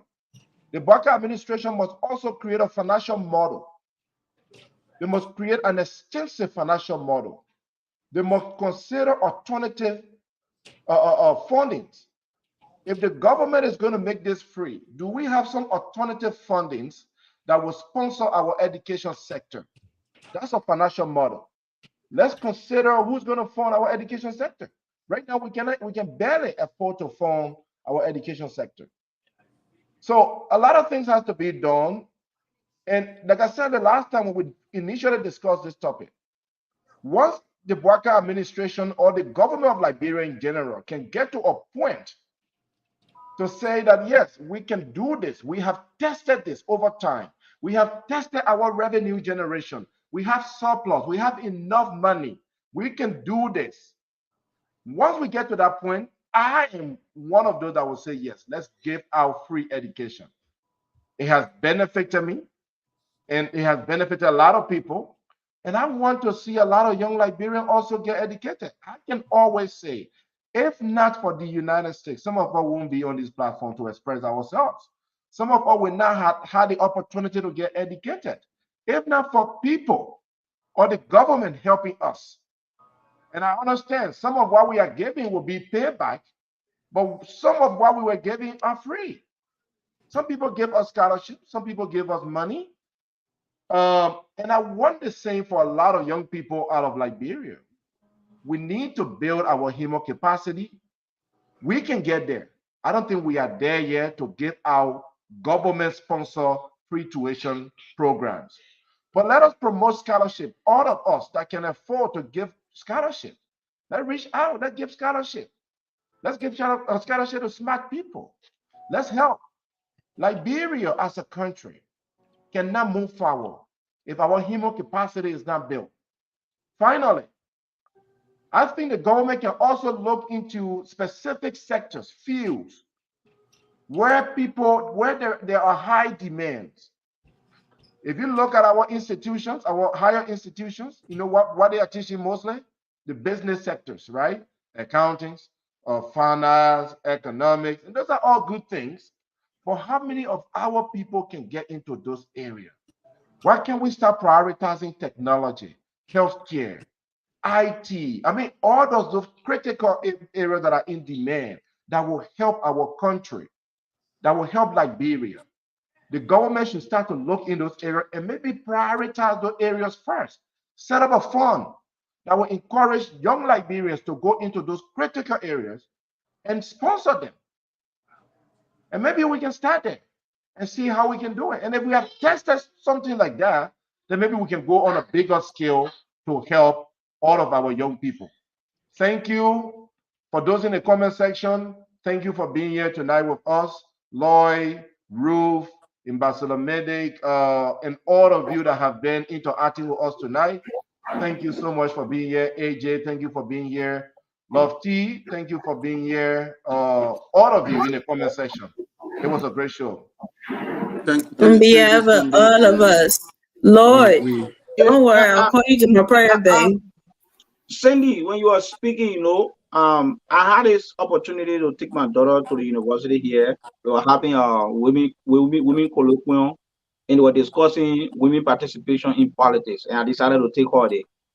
Cindy, it will surprise you to know that at 7 years old, that little girl took the stage with a lot of confidence, writing her own notes while we're in our conference. She was writing her own notes, and guess what she talked about? When everybody went to get a reflection on the conference, that little girl talked about homelessness in America. How it's very important that politicians should pay attention to homelessness. I did not tell her to write anything. I didn't talk to her on anything. I was so surprised at 7 years old. That's to tell you the level of the quality in the education system here.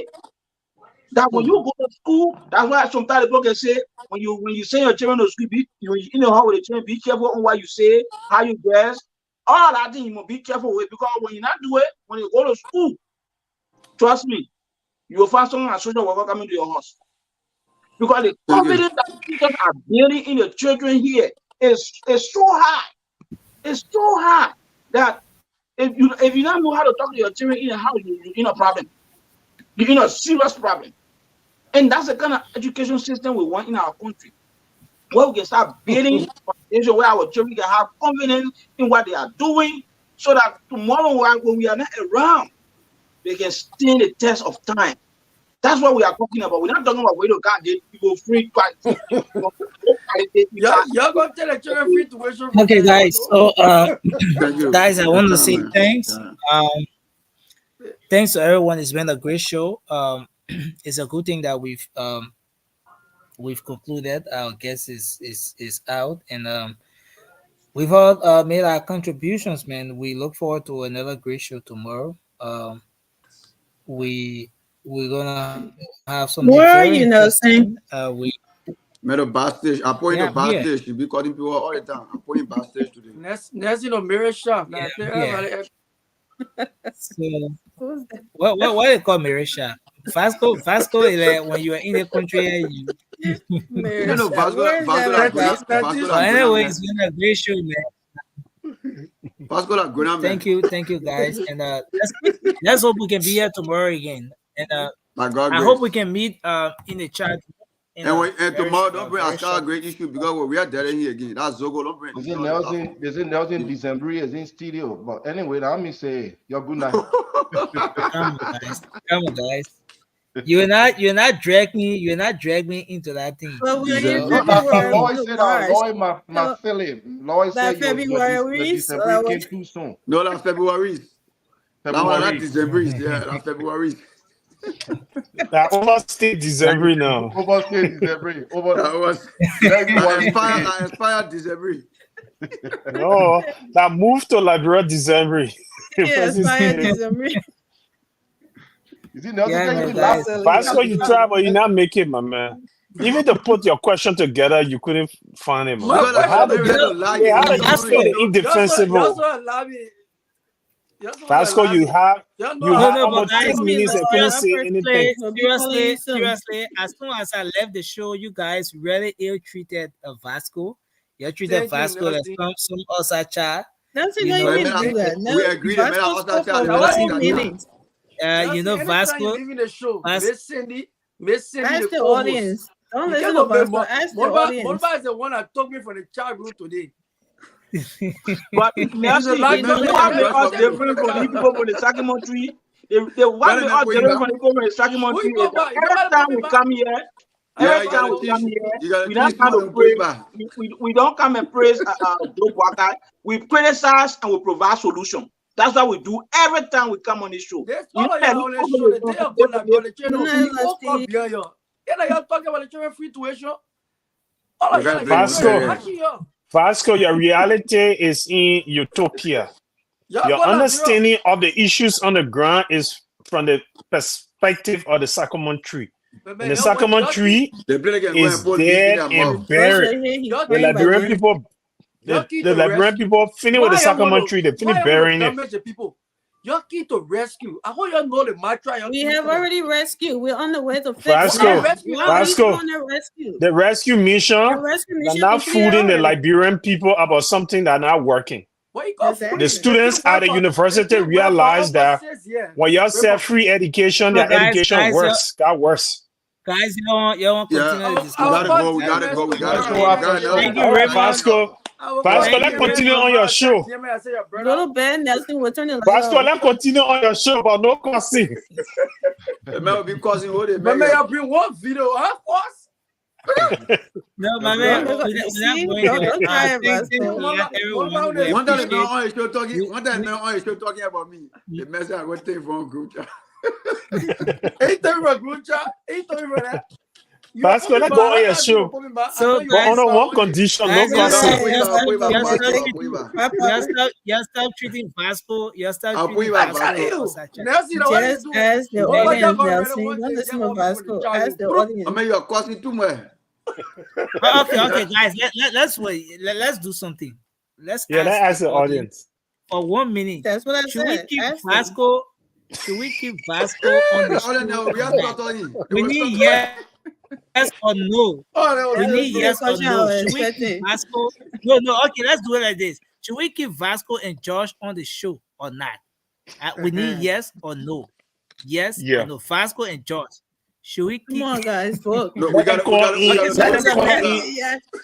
Nelson, let them call in the comment section as well. You got one yes, you got two no. You get one yes already. No, Martina. You can't vote more than one time. You can't vote more than one time. The men said they want Vasco and Josh on the show. The men gotta balance the topic. They know that we won't come here. Although we're not here to argue. But Nancy, can I ask one question? I got two yes. AJ said it no so long. The president was commissioning. Everybody just say yes. The gentleman will ask question. Who that papier? That other papier that couldn't walk. He was one of their vaso, eh? Are you watching, Sonny? Don't worry about it. One papier, the president. Thank you. That was nice. He can't walk. He can't walk. Yeah. They keep Vasco. It's a delete Vasco. Keep George. No, I'd rather keep Vasco and delete Don't, George. let me That's spray. I rather that's enjoy, too I emotional rather for enjoy me. the president. I enjoy the Papio. I enjoy him Bowie. You're not causing over again. Papio bring. Oh no, I'm not talking. I'm talking about Katumu with you. So Vasco, you trying? The city any day. Papio So go- Vasco, you saying all these things so that the audience can vote for you, eh? Yeah, let them vote for me. I'm not On talking a about- Lord, my feeling, You you voted all for the it only 10,000 time times. people in that marshal. No, Vasco. Look, guys. On a serious note, Vasco has some real good fans up here. Look at the number of yes that are coming in for Vasco. Yeah, right. Look at the number of Don't even yes. try. No, we Vasco. want Vasco to be on the show. The only thing The gotta be guys moderate have- at all. What about moderate? I can't just show you what I can say here. Only one is showing going. The guys have too many yes. No, they make a No. course. They make a Too course many on this no's. Pluto on his But show. you, what about? They Are got a few you bagging yeses, for but- Perfect Key? No, no. What about you? That both I of never them back gotta up for leave. Key. You I back never for back Perfect up Key on for the Key. show. If you don't like No. none of them, at all. Okay, guys. I never. Listen. See this. Vasco, I want you Yes to for look Vasco, no for Yes. Josh. For- No, but for me, right? No. Between Me too. Vasco I'll and do Josh, Vasco. I prefer Vasco. To be honest, Vasco on this show, That's except coming on for his us show, tomorrow. On the measure. Vasco on his show is ballistic, no limits. But when he come on the show, he can respect himself. Yeah, Yeah, they make Is him respect the line. that Mr. Key and Yeke Koluba? Yeah.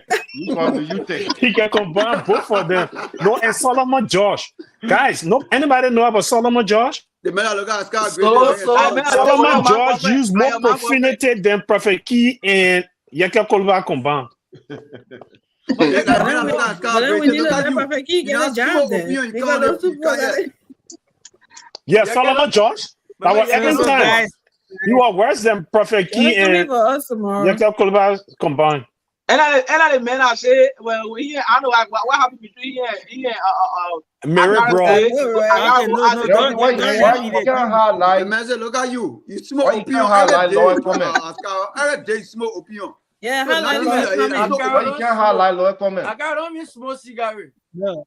My man, I That's make a it, day. that's man, I live Smoke in. cigarette. No, you didn't live in Akara's Great District. No, 12th Street and not Akara's no, Great District. No comment. I live in It's a Akara Great negative District. comment. My man, Scar You live 12th Street. That's it, how is the community? It's not your community team. But guys, we have to Community, go. Lord.